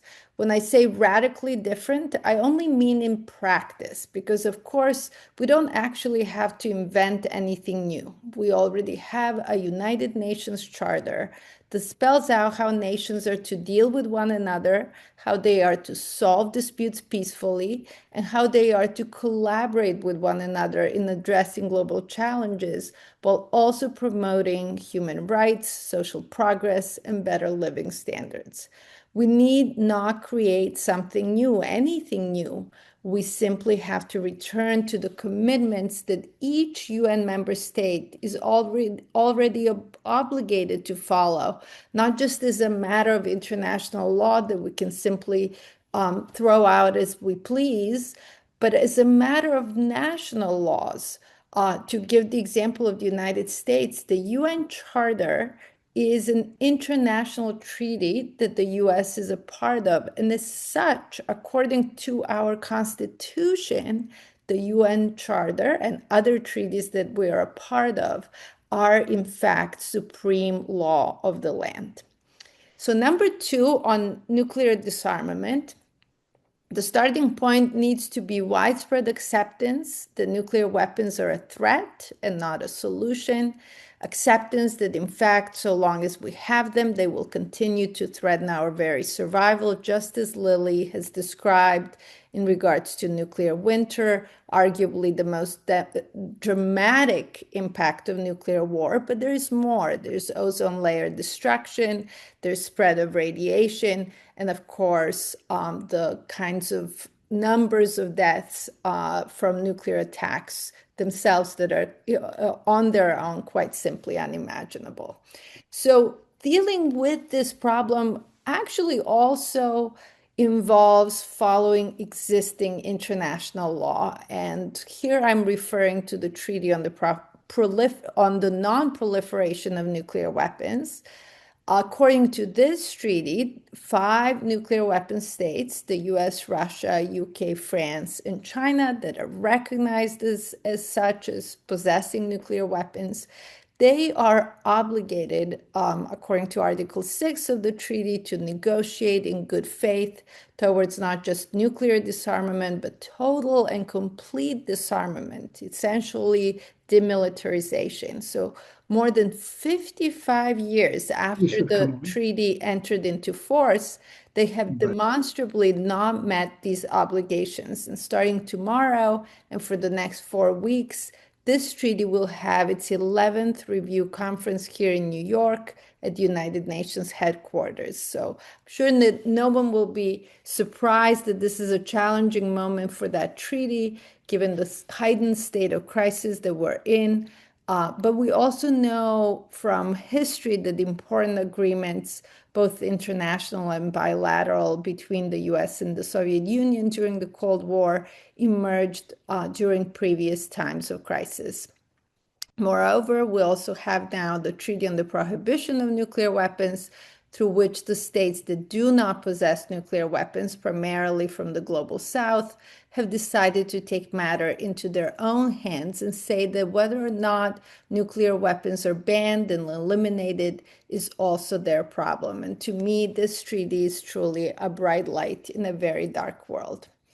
I also just want to highlight that nuclear disarmament is not a technical problem. It is just a political problem. if states, most particularly the 9 nuclear-armed states, agree to eliminate their arsenals, we actually know how to do that. We did that during the Cold War and brought the arsenals of the US and the Soviet Union, now Russia, to far smaller numbers. What we need is the political will to achieve a world free of nuclear weapons. And I'll just make a couple of remarks on my third point on climate. What we have to do here is accomplish two things. One is the political agreement. The second is implementation. I'm going to here be more optimistic than Guy and say that despite albedo masking reductions and elimination of greenhouse gas emissions can in fact help save the world, my understanding is that this is not an insoluble problem. And just to give you an example, the solar energy that reaches Earth is more than 8,000 times greater than our current total global energy use. Last weekend, I actually participated in climate games organized by Professor Jeffrey Sachs at Columbia, who I believe might make an appearance in this webinar. The event was organized as a simulation of negotiations between 9 nations and regions of the world, and it demonstrated that the agreement between them, although very difficult, is possible. In the real world, outside of simulations, China is actually showing the way here in its planned, comprehensive, and overwhelming change towards renewable energy and electrification. The last thing I want to say is that the 3 issues that I have treated here as separate, peace, nuclear disarmament, and climate action, are of course deeply intertwined. To state the obvious, war and conflicts like the war in the Middle East that we have been watching with such trepidation for weeks, and the Ukraine war that we have been watching with alarm for years, contribute to both the risk of nuclear war and to climate change. And so if we go back to Sagan's words, and I quote, "To preserve and cherish that pale blue dot, the only home we've ever known," end of quote, we don't have a choice but to do everything we can to achieve peace, nuclear disarmament, and climate action. Thank you so much. Yeah, for once the cliche holds, Jeff needs no introduction. A professor at Columbia and a UN advisor. He's all over the map these days speaking out, and I consider him not just a friend, but the most important public intellectual in the West today, in the legacy, in the tradition of others like Noam Chomsky. So he's about to come on, so let's just give him a minute or so. Very welcome, Jeff. We're all waiting for you. I've already announced you, so you can start anytime you wish. Really? Okay. Yes. I just said, if you didn't pick it up, let me say it again. I said you're the most important public intellectual in the West today, in the tradition of others like Noam Chomsky. Yeah. In the tradition of people like Noam Chomsky. Oh, that's nice. Well, thank you. Hi, everybody. Nice to be together with you. How could I most usefully join the discussion at this stage, Rajani? Well, I think the best way is we're trying to figure out whether there is a way out of the mess we're in so many different senses, social, political, biosphere, ecological. And is there a solution, or have we crossed the Rubicon such that everything is reversible and basically we just have to witness the end? So whatever light you can shed on these issues. Good. Let me spend a few minutes together with all of you. I'm Take sorry your time. that Take your time. Sorry that the day is a difficult There's one only for 24 me. hours. Yeah. I think we should approach the issue at a technological level, and then a geopolitical and a structural level. So there's a technological question, which is with 8.1 billion people, with the biosphere in extreme stress, with climate change accelerating, with loss of biodiversity, is there really a way out that is not accompanied by some kind of catastrophic overshoot. So that, you could say, is a kind of Malthusian question, or harking back a half century, a limits to growth question. Are we just beyond sustainability, so that some rather drastic retrenchment is needed? My answer at a technical level is no, that's not the case. That in fact, broadly speaking, we can identify in every sphere of tremendous stress, and I would say climate change and loss of biodiversity are the two biggest stressors. We can identify technological solutions.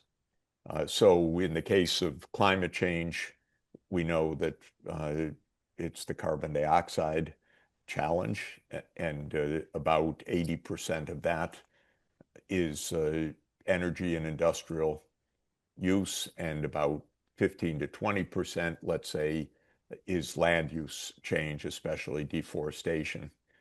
And there are, at this point, literally hundreds of technical pathways to decarbonization that are, in my view, sound.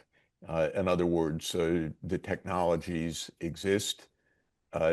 They're already being applied at significant scale. They are almost nowhere being applied at a scale to actually achieve the kind of pace of decarbonization that would be needed, but you can identify how that could be done. And when you analyze at a technical level, whether you could put in enough solar panels, whether there's enough land, whether you could make an energy system work for everybody, I don't see any obstacles at a technological level.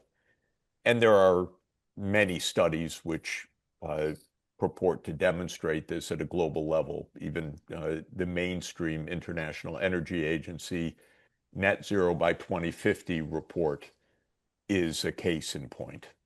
And all of these scenarios have the same basic characteristics of a massive increase of renewable energy, an extended interconnected power grid, an electrification of transport, hydrogen fuel loop for ocean transport and for industrial applications in steel production and in other sectors, and so forth. Okay, that's a technological issue. There's no shortage of primary renewable energy in the world. We've all seen the little box in the Sahara that is sufficient in terms of insulation to provide all the power that the whole world needs. If you could have a transmission line running from that little box to the world. And basically, solar radiation brings in 5 to 10,000 times our power use in the world today. We're not at a physical limit, and the cost of harnessing that power is actually quite modest, really no more expensive, and in most places even less expensive than fossil fuels. You can say the same basically about land use. There's no overriding Malthusian food scarcity that commands the continued deforestation of the Amazon or of the Southeast Asian rainforests or of the Congo Basin. And in most places, agricultural yields could double or triple, basically with the capital investments in water management as being the single most important investment, sustainable, efficient water management. So, at least to my point of view, the issues that we face from a sustainability and well-being point of view are not mainly technological or pure scarcity issues. And I personally believe that the advances in digital AI and so forth are potentially very powerful for extending healthcare coverage, educational access, efficiency in agriculture, energy consumption efficiency, and many other areas. So those technological advances reinforce for me the basic idea that we're not facing an intrinsic war of all against all for scarcity. We're not facing an intrinsic environmental overshoot that is beyond our means to address, and that we're not facing any kind of catastrophic decline in living standards. So what are we facing? We're facing multiple huge disruptions to our societies, to our geopolitics, to our cultural approaches, to our deeply held intuitive ideas about the world in many places. And we're facing quite complicated technical governance challenges, because everything I said about the power grid becoming green is quite a sophisticated transformation needed, not something that is going to happen by itself or something that is designed from the bottom up. And so there are major issues of design, planning that are technical to implement technical solutions. So we're failing to do all of that. This is for sure. But I wanted to distinguish between the intrinsic, what I would call the physical, technological resource limits from the political, social, cultural, geopolitical boundaries that we face. And I view it being on the human side where we have the great problems. And there we have a number of huge issues. Again, let me start on the technical side. Being able to carry out the kinds of changes that are needed are quite sophisticated. I believe China does a very good job of this right now at a technical level. They've just unveiled the 15th five-year plan.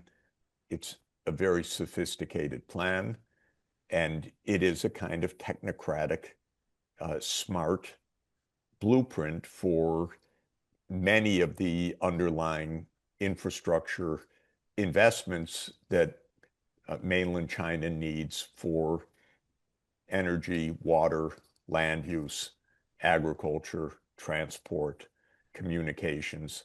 In other words, it's really a technical plan, quite sophisticated, that reflects a highly professional process.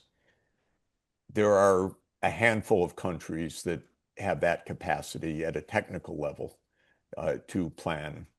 Singapore, which is a tiny country, is probably the best single planning ministry in the world, the EPB. China's very good at this. Most other countries are not at all good at that technical level. But I think that that is a primary governance issue. A second governance issue is that a lot of the technical implementation that's needed is transboundary. You can't save the rainforests at a national level, even in the Amazon, because it's 9 countries in the Amazon basin. Certainly not in Southeast Asia. You can't really make a a green grid, one country at a time, that is cost effective in many places in Africa or in Southeast Asia. And so there's a lot of regional cooperation and planning that would be needed, and we're quite primitive at that. Even the European Union has surprisingly ineffective European-wide level technical planning for infrastructure, for power, or for these other areas that needed land use and so forth. So those are, again, staying at the technical level. There's a lot of improved governance that is needed for that. But then we come to the incentives, the culture, the perspectives, and I think there's a lot to say, and it won't burden you with a long-winded statement, but we obviously fail to cooperate at anything like the way that we need to on a global scale, in large part, I believe, because of the mindset of Western culture, which has dominated the world scene for centuries, and especially now US culture, which is a crude form of Western culture, which still aims to dominate the world scene, though it has neither the capacity, the wisdom, or the answers to do so. And so the result is the US is expanding its war making almost everywhere in an attempt to preserve its hegemonic proclivities and its hegemonic aspirations. And these become more and more tragic and absurd as the case for US dominance disappears before our eyes. So this is a mindset issue. We don't have a serious discussion in the United States with any other government in the world right now, not with our closest neighbors, Mexico and Canada, not with the so-called allies, which play no role in American thinking or planning, such as European countries, which are just viewed with disdain by this mentally unstable president of ours, or any serious level of deliberation between the United States, China, Russia, India, because the United States has no serious deliberation internally or internationally. There's no serious governance inside the United States, and there's no serious attempt at governance with any other country, in fact. The US has become effectively a poorly governed, unstable war-making machine that has a very hard time focusing on any other issue at all, whether it's a domestic social issue or an international cooperation issue. So in a nutshell, while the technological basis of solutions can be seen and even mapped out in a scholarly way, and while the governance design of those technologies can actually be thought through, the actual politics of our day is in a complete shambles, mainly because, in my view, the Western countries have a shell of global ambition left, but not the realistic basis for that. But they are not able to engage in constructive problem solving with the rest of the world. So where do I put my hopes? I actually put my hopes in the emerging economies, which are speaking with each other, have a shared basic view that their main aspiration is not global dominance, but is economic development. And because they have a more Pacific vision, because their imperative is something else than hegemony, they're actually trying to think hard about what to do. And so I personally very much like the BRICS, for example, as a venue for serious deliberation, at least potentially serious deliberation. And that covers half the world. So one of my big hopes and themes is that India and China would actually speak with each other, cooperate with each other, realize that together that's almost 40% of humanity. And if the two stopped arguing about a British boundary line drawn in 1914 and actually talked about the future of their respective societies and what they could do for the rest of the world, I think that would be a pivotal change of history, and something that is would really work right now. And if Russia, China, India, Brazil, South Africa, the original five, and the new BRICS really saw the opportunity, that the idiocy of the United States is one thing, but the ability to make a technological transformation of shared benefit is another thing, and that's going to be their core focus. That, to my mind, would play a huge role and also basically put the US and Europe, which is 11% of the world population, into notice. Stop messing up the rest of the world. Stay in your own lane. Stop bothering us. We don't expect anything from you, but we expect you not to interfere with the rest of us. So that's my hidden hope for the world, which is that the non-Western countries come to the rescue right now, and So then, operate for their own mutual benefit and tell. so if I may, Yeah, if I may ask a question here. sure. And I'm going to have Maybe, to stop, unfortunately, yeah, in just a exactly. In the minute. interest Yeah. of time, you have identified the obstacles very clearly.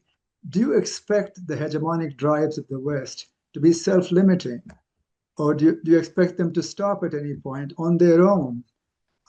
In which case, obviously, the scenario you're sketching is possible. Or do you think it can only lead to some sort of a catastrophic solution, which nobody really wants, but yet may be inevitable? So what is your own personal, since you're so intimately acquainted with all these administrations here? Yeah, in rank of craziness, Donald Trump is certainly the craziest person in the world right now. So he's a grave danger, and we don't know literally what he's going to do, because neither does he. So this is the most imminent case. The craziest country in the world, that's a strong rivalry between the United States and Britain. Britain is amazing. It shows that 80 years after the end of your empire, you can still believe you're an empire.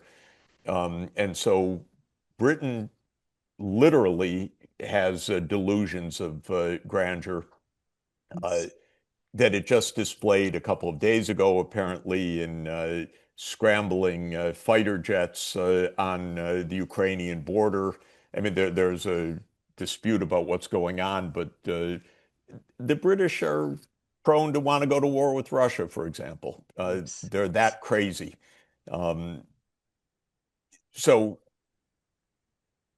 I think this is a big question. And we're actually in these hours and days when we can't figure out, is Donald Trump pausing before the impossibility of defeating Iran, or is he pausing just before he's about to unleash another onslaught of bombing that would completely destroy the Middle East?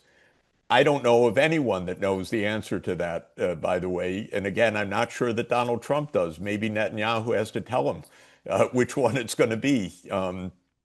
So, Rajani, I think it's a very valid question, the nice thing is that the American militarism is not based on a jingoistic public. It's not that there's any enthusiasm at all among the average population for this. What there is a small segment of the United States that has a messianic fervor. There is an evangelical dimension to this, a kind of end of times dimension, which is real and manifested especially in the Middle East. There is a war machine that has been 80 years revving since World War II to create the American empire, and it's very large. It's based in 80 countries. Ivana can tell us exactly what the nuclear arsenal is. It's extremely dangerous, but it's not backed by a public demand for taking over the world. Quite the contrary. The American public is saying, stop this, we're sick of it, we want healthcare. And so that is a good sign. And I think the same is true in Britain. And the same is true basically of all the Western leaders that are in favor of these wars are deeply unpopular. And so that's a very important part of this. This is not driven by a fervor. It's not the Crusades of 1095. It's not even the anti-communist crusades of the early 1950s. It's the public sick of the warmongering, but without any real control over it, and with a deeply pathological American leader at the moment who makes his decisions from his gut instincts, which are delusional. So I think this is the drama of the moment. Right. Sonia's telling me I have to get off because they're waiting for me on the other line. Thank you, friends. So sorry to intrude this way and have to run, but thanks a lot. Appreciate your appearing. Thank you. Yeah. Bye-bye. All right, we'll resume with Radhika now. Thank you. Sorry for the interruption, Radhika. No problem at all. Yeah. Okay, so where are my notes? Here they are. Okay, so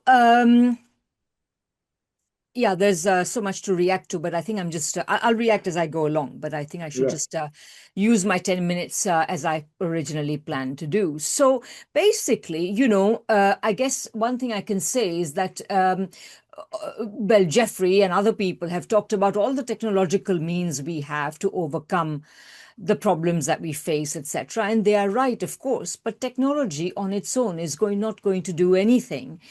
What ultimately matters is whether we have the political will to do so, whether we have the political vehicle to do so, whether we have the political vehicle which will even set right what is going radically wrong with technology. So basically, my first and most important a point that I want to make about how we can get out of this mess we are in is that we need to create a political force, a socialist and anti-imperialist left force, which in particular, obviously, I'm talking mainly here about the Western countries, the collective West, as it's sometimes called, the political West, as it's sometimes called, because that is the source of the world's problems. It's not the rest of the world. The West is the source of the problem. So that's where we need this left. And too much of the left, as it exists in these countries, in the political West, tends not to oppose imperialism. It tends not to do so in the name of essentially, they essentially participate in the Western game of calling any government that opposes Western imperialism, calling it authoritarian, demonizing it in a variety of ways, and so on. So I think that this is what we need to break. I think that, I think I agree with Jeffrey Sachs that ordinary people in the Western world are no longer, I mean, if they ever were, but they are certainly no longer, they are overwhelmingly opposed to the militarist, imperialist actions of their governments. And I think in good part, this is because the old guns and butter compromise, which held the Western working classes in their thrall, that is the idea that the ruling classes say to the working classes, you support our imperialism and we'll give you a few material concessions. Well, this guns and butter agreement has become a guns and no butter agreement. There is no butter left. And I think that creates an enormous political opening for building of this kind of left, for opposing imperialism in Western countries of our own governments, opposing NATO, opposing war, etc., etc. I often like to say that NATO was not created in order to fight communism. NATO was primarily a vehicle for the West because they did not really like the United Nations, where they had to call their former colonial countries their peers, and they did not want to do that, so they created a forum in which they didn't have to do that. So this kind of left, secondly, would not just have to be oriented towards political parties and movements and so on, but they would also have to understand that there are in existence meaningfully socialist states. They're not perfect, but that they are your allies. I think that this is, that they're pointing in the right direction. And I think that left, which demonizes countries like China, or for that matter, often Cuba and Venezuela as well, is not going to get anywhere very far. It must, obviously oppose, in addition to imperialist actions, sanctions, and so on.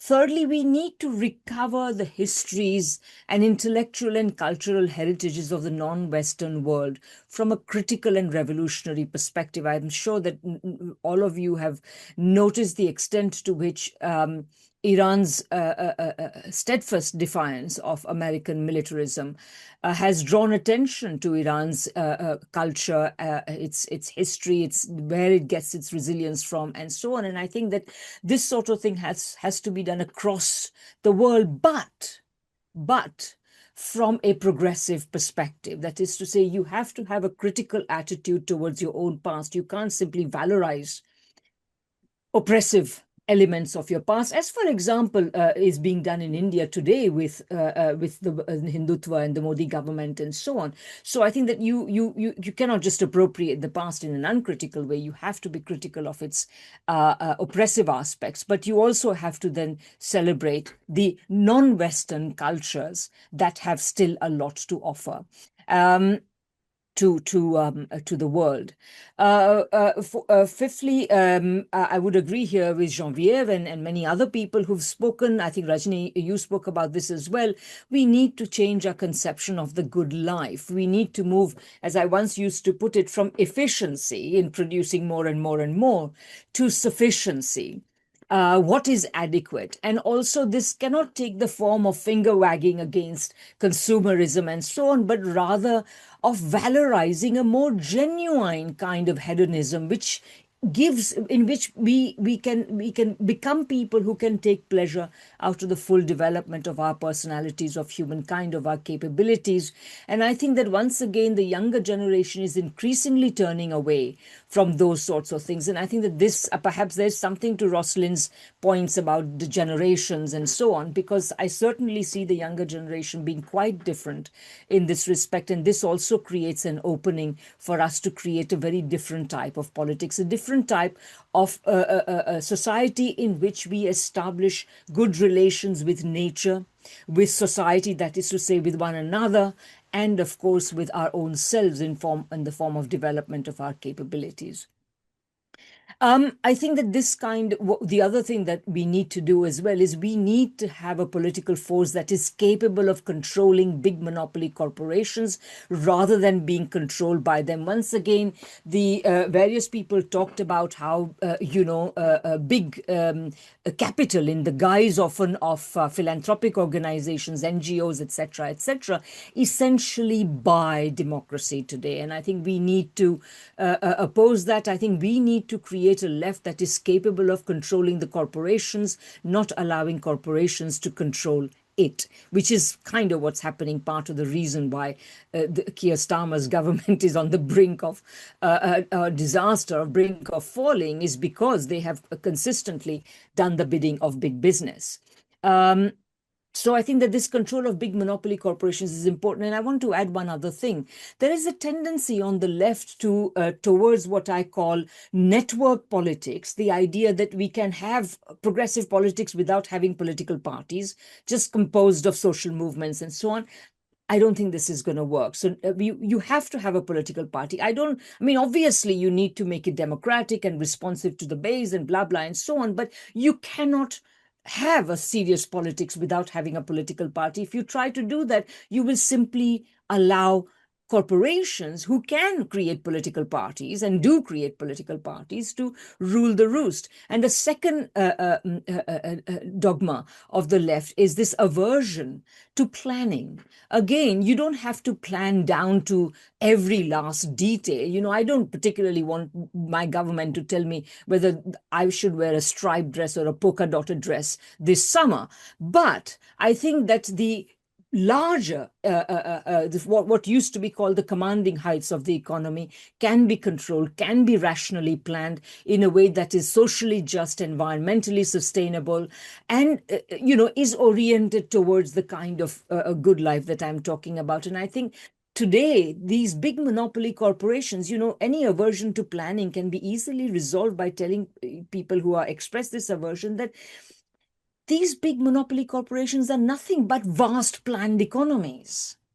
So why are they in private hands? Why are we allowing a small number of private owners to take advantage of this? If they are such monopolies, and I'm not against monopolies, part of the reason, not all, but part of the reason we have big monopoly corporations is that technology has brought us to the point where production on a large scale is more efficient.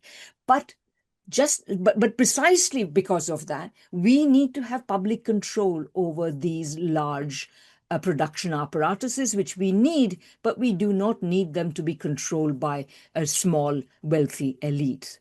So that's a very important point. And so we should, in fact, I often think that we should create, the left that I'm thinking of should have part and elements of it where, you create groups of people who are interested in something, who have knowledge about something, to monitor the relevant corporations. If you know something about electricity generation, you monitor the private electricity companies and be ready to take them over when the time comes. You can have a managerial staff that you know enough about these companies that you can take them over and run them better than they have been run before. Run them not for the benefit of a tiny number of rich people, but for all the stakeholders in it. So I think this kind of thing can be done. We have the expertise to do it. We live in societies which have a very high degree of education compared to even 50 years ago. And I think that all of these things are possible. So we need to create, centralized planning with, of course, a high degree of decentralization and a high degree of private initiative, but the overall direction, the pace and pattern of growth and investment must be controlled in the public interest. And in order to do this, we need financial reform that will transform our financial sectors into 180 degrees the opposite of what they are at the moment. They are short-termist, speculative, and based on predatory lending. We need them to have a patient capital capable of investing for long-term investment, productive investment, and demand that they do not engage in obviously predatory lending and speculative finance. And this will require, above all, that we individual societies impose capital controls. So the last point I want to make is that we live across the political spectrum. I know many Marxists who believe the same thing as many right-wing economists do, which is they think that capitalism is the best thing for innovation. Like on every other count, capitalism may fail, but only capitalism is innovative. Nothing can be farther from the truth. We are now living in a capitalism where science and technology, research and development is taking forms which is generating technologies that are actually harmful for us. And even then, they are based on pie-in-the-sky science fiction hype. The idea that we are going to achieve artificial general intelligence is complete rubbish. But the kind of destruction which will be imposed upon our economies and our societies in order to attain this holy grail will be unmeasured. And I think we need to control that. Capitalism, in fact, has not been about, I recently wrote an article on DeepSeek, which put forward this point that capitalism has been based on a sci-fi model of innovation, or based on science fiction and financial fictions. We saw it in the 1990s bubble, and we are seeing it now in the artificial intelligence bubble. So we need to put science and technology themselves on a path where they're not being geared towards making profits for a small number of people, but they are geared towards the public good. And this, of course, will also be necessary to address climate change seriously. It's not a surprise that it's a socialist country, namely China, that is in the forefront of developing technology to combat climate change. Thank you. Thank you, Radhika. And now, Fadhel, please.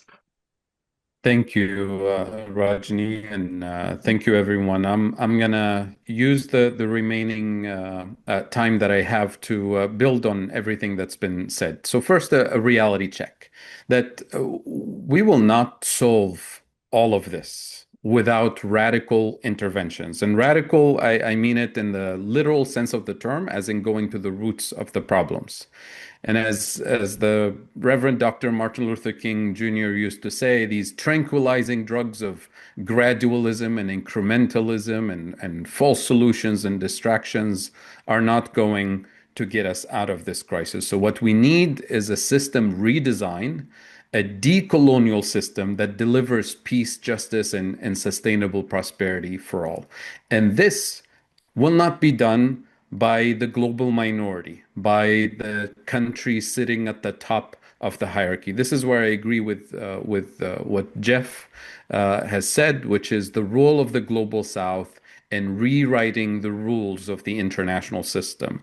That collective weight, geopolitical weight, needs to be leveraged, needs to be created and leveraged to deliver the kind of change we need. And I do have some hope, but also I'm realistic about what can be done and how it can be done.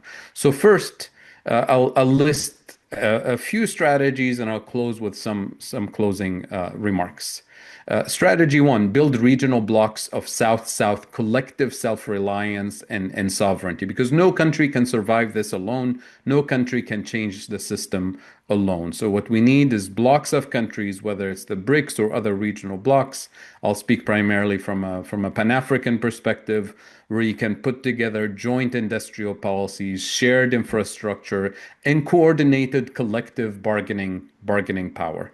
Number two, or second strategy, a just transition joint industrial strategy. And this is where we do have the technology for deploying renewable energy at scale, as Jeff has said, as Radhika and others have said. But Africa today, which is the continent blessed with all the strategic minerals to deliver this, the continent that has the largest renewable energy potential for production, attracts less than 1% of investments going to renewables. Most of it is extractive, by the way, and is systematically denied access to the manufacturing technology to manufacture and deploy the renewable energy infrastructure, the clean cooking infrastructure, the infrastructure and the tools needed to invest in agroecology and food sovereignty and so on. So that's extremely important to undo that. And only a decolonial system on global South terms can deliver that.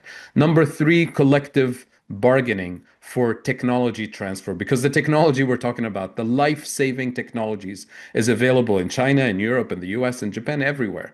But there is systematic denial to the transfer of technology, the sharing of life-saving technologies. In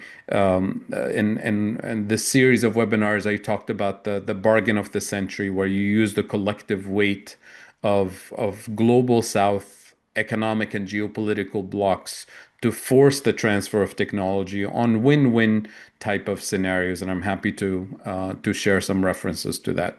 Strategy number four, reduce this war risk through economic rewiring, through decolonizing economic structures on global South terms. Because peace is not just a moral appeal. There's an economic structure to it, and the current system, the current economic structure, is not designed for peace, and we are living through it right now. So countries that are dependent on imported food, imported fertilizers, imported fuel, and external financing are more vulnerable to these conflict shocks. Strategy number 5, mobilize public investment at scale. And this is mobilizing domestic financial resources in the global south through South-South cooperation and transfer of technology and joint ventures, because you pay for workers with domestic currencies, you pay for your raw materials with domestic currencies. Normally, you import the technology and you have to pay for it in external in foreign currencies. But when you invite partners for joint ventures with in-kind contribution, transfer of technology, you avoid the external financial traps that many of us here have talked about and written about. And then finally, it's recognizing that it's decolonize or perish.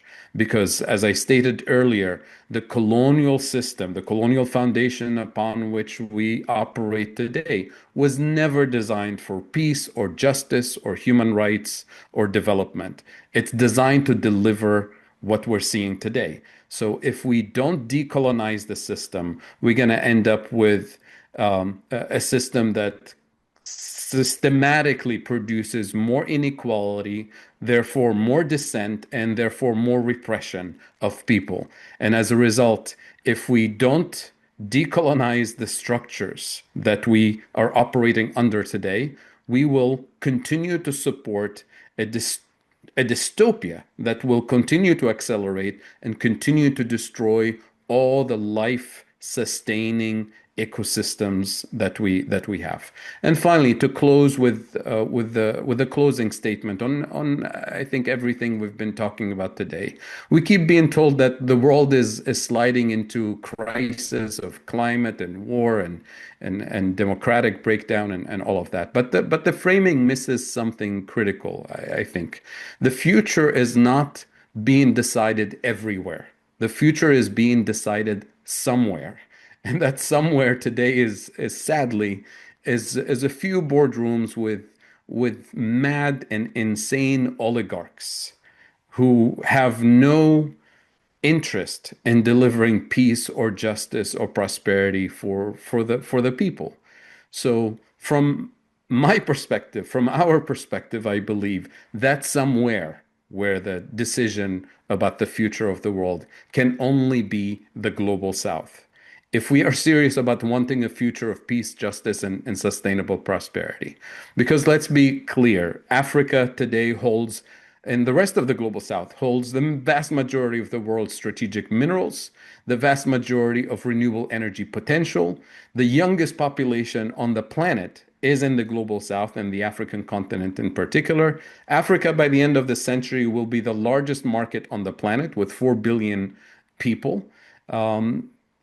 All of the advantages, demographic and real resource potential, is in the global south. The question is not whether Africa and the global south will shape the future. The question is on whose terms. And this is where rewriting the rules of the system matters. And you can't rewrite the rules without having a geopolitical weight to impose the terms of this transformation that we're talking about, of this decolonization. Will the global south continue to supply raw materials to fuel someone else's economy? Or will we be able to organize and mobilize strategically and collectively with the rest of the global majority, that is the global south, to build our own industrial base, not to reproduce the injustices of the current industrial system, its own energy system, its own future on terms that deliver peace, justice, human rights, and sustainable prosperity. Because this is where the real shift happens. Not through speeches, not through summits and well choreographed photo shoots on red carpets, but through coordination. And that is what's missing here. Regional blocs joint industrial policies, strategic collective bargaining to create that collective global power of the global majority. This is how we move from dependency to sovereignty. So let me end with this. We're not on the brinks of dystopia. We're at a crossroads, as Rodney said, we're already, deep into it. And at and for the first time in history, I believe, the global South, Africa in particular, we do have potentially the leverage to redesign the system itself. And that's why I go back to that statement, decolonize or perish. Not by asking for a seat at the table, but by building a whole new table altogether on terms that are favorable to the global South. And once that happens, the world doesn't just change. It rebalances to heal, to restore its most critical life-sustaining systems. And I'll close by saying this. If we succeed in doing this on Global South terms, this has never been done before. That is to really deliver peace, justice, and sustainable prosperity on terms that I described here, and doing it without inflicting revenge on nations or regions that caused all the pain and all the damage, without colonizing or enslaving other people, and without throwing our own people under the bus. So we're inviting the rest of the world to come to this new table to co-design a system of peace, justice, and sustainable prosperity once and for all. Thank you.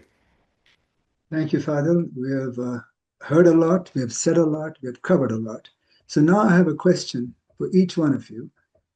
Based on your own work, your experience, we all know that we're at a critical pass in history, maybe the most dangerous point in the recent history of the planet as a whole. Do you feel we're going to survive this, or are we simply going down because the forces that be that have been identified by so many of us are simply unstoppable and they will see it through to the end? Meaning, will we survive or are we doomed, essentially? So let's pick up with Ivana just randomly. I'll ask each one of you, though. What do you think, Ivana? And you don't have to worry about professional consequences of what you say. No, not at all. I would be hiking today if I didn't think that we are going to survive, because then why do this? I mean, I'm just an eternal optimist. I just believe that we can. I actually also believe that human beings, that there is humanity inside humanity, that we can turn the ship around. I actually also really think when it comes to the nuclear issue, I'm inspired by the kinds of changes that happened in the 60s, within months of us being in the Cuban Missile Crisis. John F. Kennedy and Nikita Khrushchev negotiated the Partial Test Ban Treaty. I'm I was born in the 70s, so I'm a little bit more removed. But those of you born in the 60s, for example, you might be alive today because that treaty happened. Because the kind of radiation fallout that was being spread all around the world from these absolutely monstrous tests that impacted local populations, of course, first and foremost, but impacted people globally, were just absolutely horrendous. In the 80s, 1 million people marched in Central Park. Mikhail Gorbachev watched that and said, "Oh, maybe I can work with these people because look at what their, population, what the civil society and ordinary people are doing." Reagan was inspired by watching a film the day after, and decided that he too wanted to make some breakthroughs. So I think in these sort of moments of crisis, and the year just before these agreements between Gorbachev and Reagan that led both to the end of the Cold War and to nuclear disarmament, just before in 1983, we had two close calls, both of which could have resulted in nuclear war. One is called Able Archer and the other was a false alarm incident. So I believe that in moments of crisis, that's when we can make a change. I'm so inspired by so many of the proposals and changes that have been suggested here. So thank you. Thank you, Ivana. Thank you. How about you, Roslyn? What do you think? Are we going to survive or are we done? I think survival is like a really low bar.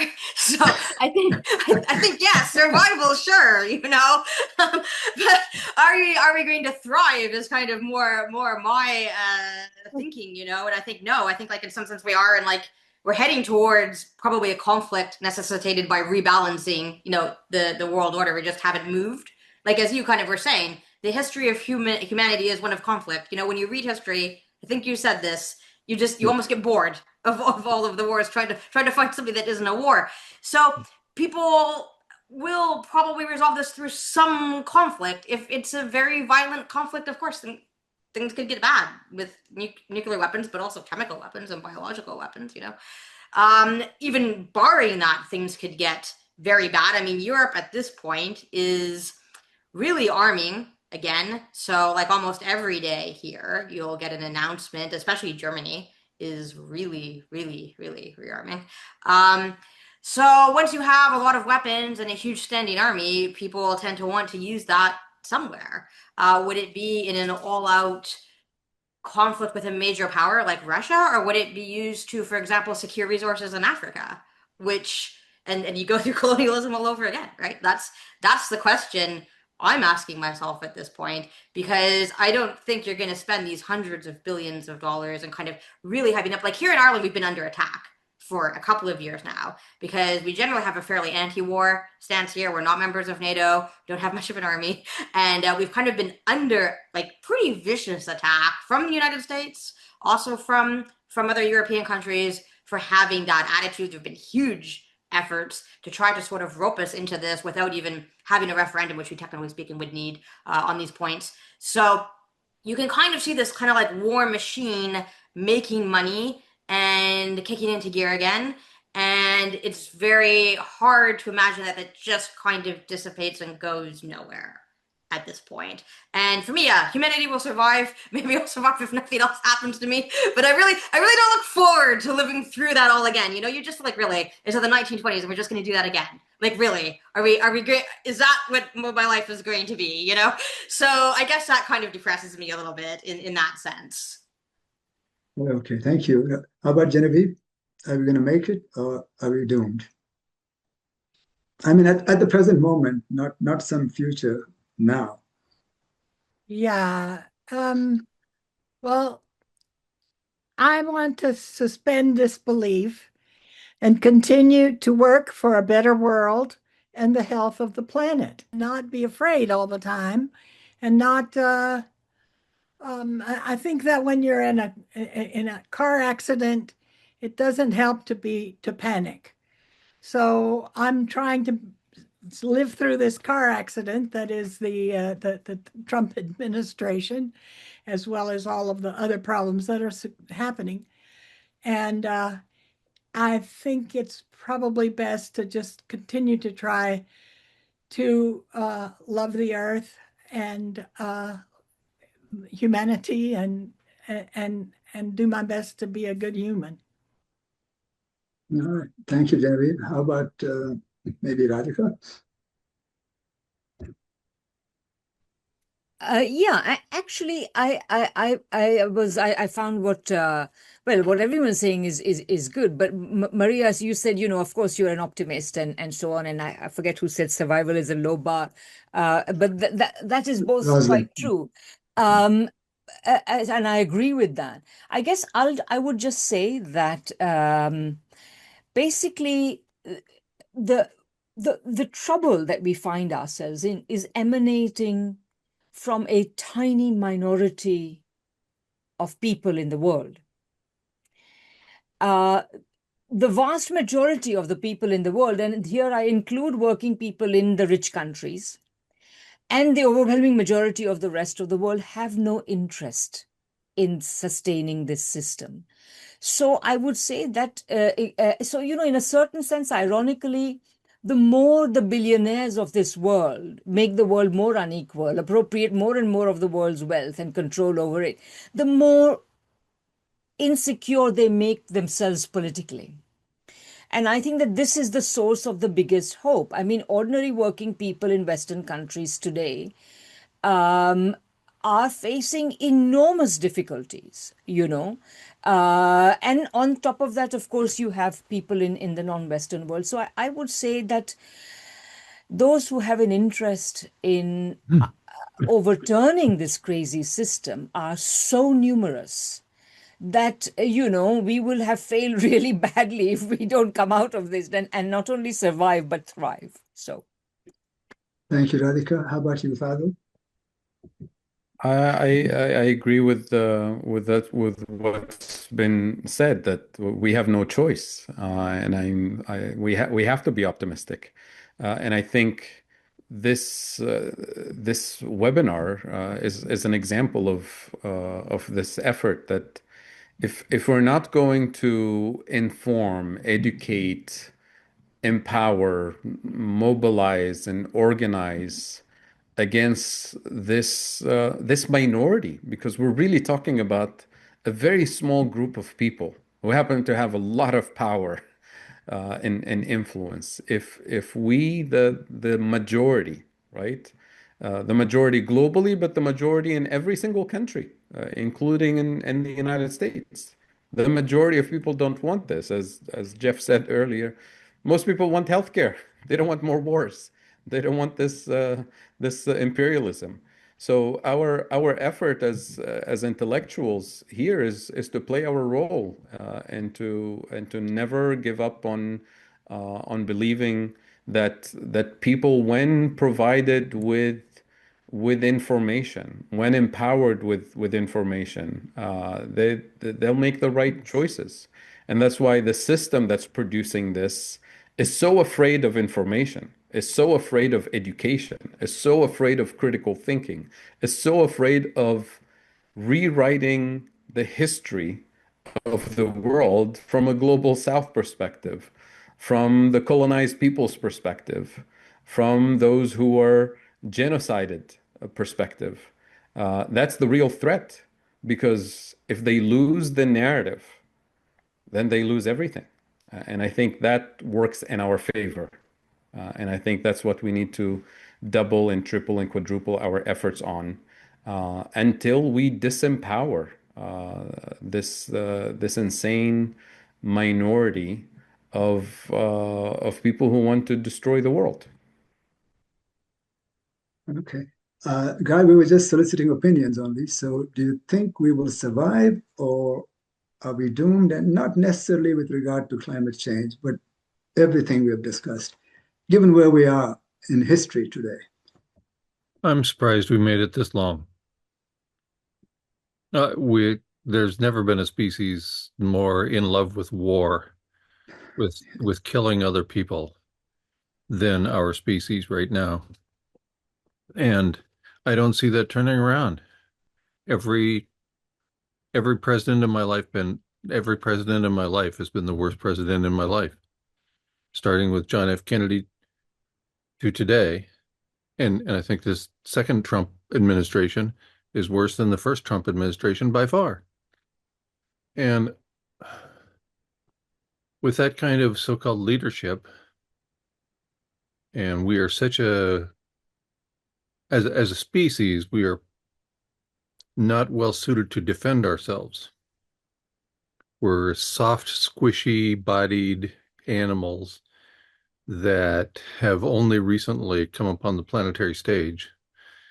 More than 99.9% of species that have ever existed have gone extinct. The only way we have to save ourselves is to act completely differently than we have so far. That may sound pessimistic, but I've been called worse things than a pessimist. No. Well, yeah, I'm glad that we've had a variety of opinions here. And if I may be allowed to express an opinion here, I want to pick on what Roslyn said about history, being just endless wars, endless. Well, it's because it's his story. That's what history is. And his story is a story of violence. And that's why I'm not sanguine at all. I mean, we may survive this particular crisis, but there'll be another and another and another after that. I told you the connection with males and power has always been regressive. It has never been positive over given enough time. Now, of course, there are many countries, societies that temporarily can be on a better path, but sooner or later, the same issues prevail. So there are certain predispositions of the species, and there's nothing wrong in believing there are such things, and they can be overcome. I'm not saying they can't, but our very current history, and it's the 21st century, we're supposed to have progress. Those who believe in Enlightenment ideals, we're supposed to have had progress and development, all those, those pipe dreams, and yet where are we at today? At the point of naked extinction, when somebody can say a whole civilization can be destroyed. I mean, may as well go back. What difference is there between 1450 and now? Except the capacity to inflict maximum annihilation. So all we gain, apparently, is the means with which to destroy everything, rather than the ideas with which to save everything. So yes, I believe it is a question of optimism and pessimism, because most of you are expressing positive views, are sort of hearkening upon the better side of our natures. But has that prevailed in history? Is that really what you see in every society historically, if you go back and look? And as I said, can the Magna Carta not be reversed? Can the Bill of Rights not be thrown out? I mean, it's happening right now before our eyes. And the next generation may see them all obliterated. So unless you have a very sanguine, and there's nothing wrong. Look, hope springs eternal, right? I understand all that. I must be different because I was never hopeful. But maybe it's because of my childhood or whatever it was. But, I'm realist. I'm not pessimist. I'm not optimistic, based on what I've studied, based on what I know in anthropology, based on what I'm seeing all around me. All right? Unbelievably civil. I mean, Germany was supposed to be the most civilized society by European standards, the most educated, the most scientific, etc. Look what it produced. The United States is supposed to have taken over that baton. Look what it has produced. And we still think that good ideas are going to prevail over bad influences, bad predispositions. I don't know. I mean, I'm not saying that I have any final understanding of these things in the sense that I can say this is what's going to happen. But to reiterate what Guy said, 99% perhaps of all species that have ever existed have gone extinct. Why do we think we're some charmed people who have to survive, that we must survive, that there's some reason why we should all exist, because it's a beautiful planet and so on? Those are not... I have a question for Guy. I mean, over what period did these 99% of species go extinct? Well, I don't understand the question. Yeah, neither do 99% of the species that have ever existed have gone extinct. Okay, yeah. if that is a fact, over what period did they go extinct? Oh, how Did they long? go extinct over the last 50 years, over the last 100 years, over the last 1,000 years? No, across the scale of life on Earth. Yes. Well, look, if you're looking at it from across the scale of life on Earth, Absolutely, there's no absolutely. reflection on where we are at the moment. I mean, that's part of nature, that some species survive and others go extinct. But I take your point, that's all right. But yes, I think we must take a longer view. I mean, it's one thing to live in the short run and see everything as only a matter of, 50 years, 100 years. But humanity has existed across millennia, and there are important lessons one can learn from studying what happened in those millennia. And I'm not saying that the past determines the present or the future, but certainly it's an indication of, certain tendencies. So I'm not optimistic or pessimistic. I just think our species is prone to violence, and I've explained why. And so we may solve a problem here, B problem there, but once again, these things will surface. So I am not sanguine. And in the same way you are, I am not. For my reasons, which are as, presentable as yours, as far as humanity goes. I mean, what is history? Think about that. Is history some charmed a place where all good things work out and good people come to the top and bad people go down, whether it's in class structure, in anything? So no, I think there is a sense in which Guy is right. There is a sense in which I am right, that taking the longer view, one would have to be, particularly moved to be optimistic about the future of humanity as a whole, and nothing to do with current issues, nothing to do with capitalism or socialism. Remove those. I mean, when did capitalism appear officially in the European, 16th century onwards? So that is insufficient a period to judge anything. Instead, take the longer view, and in that view, as I said, all progress is reversible. All development is reversible. All our ideas can be thrown away. We are good people trying to do good things, but there's also another kind of people out there, and you know who they are. And they know who they are, and they're in control, and we are not. So anyway, that is my view, and you've all had yours, and I'm expressing mine. But anyway, this has been a really exhausting and exhaustive, but I learn a lot from all these sessions, from each one of you, even if I disagree. My disagreements don't matter. Ultimately, the real agreement that matters is agreement with facts, with reality, not whether you and I agree, but whether our ideas match reality. That's the more important agreement. And that is something for the audience to decide, for others to decide. So it doesn't matter if Fadhel and I are on the same page or whether Guy and I are on the same page. Rather, are we saying things that are verifiable across history, across society, and across time? Because only then, so in other words, history is always understood written backwards, right? And it's only when it's happened. So I think all we have done today is present our ideas to a bigger audience out there. And I hope they've learned something from it, and I hope they will come to some judgment. But I can personally tell you, I'm not sanguine at all about the future of our species.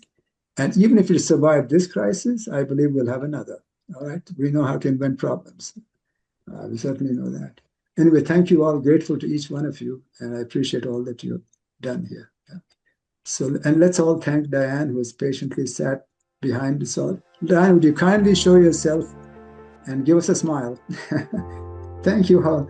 Well, let's hope we survive. I would like to vote with the optimist, at least for that. I'd like a few days before we all go down. All right. Thank you all. Thank you so much. Thank Bye you. bye. Bye, everyone. Bye, Lovely everyone. to talk. Yeah.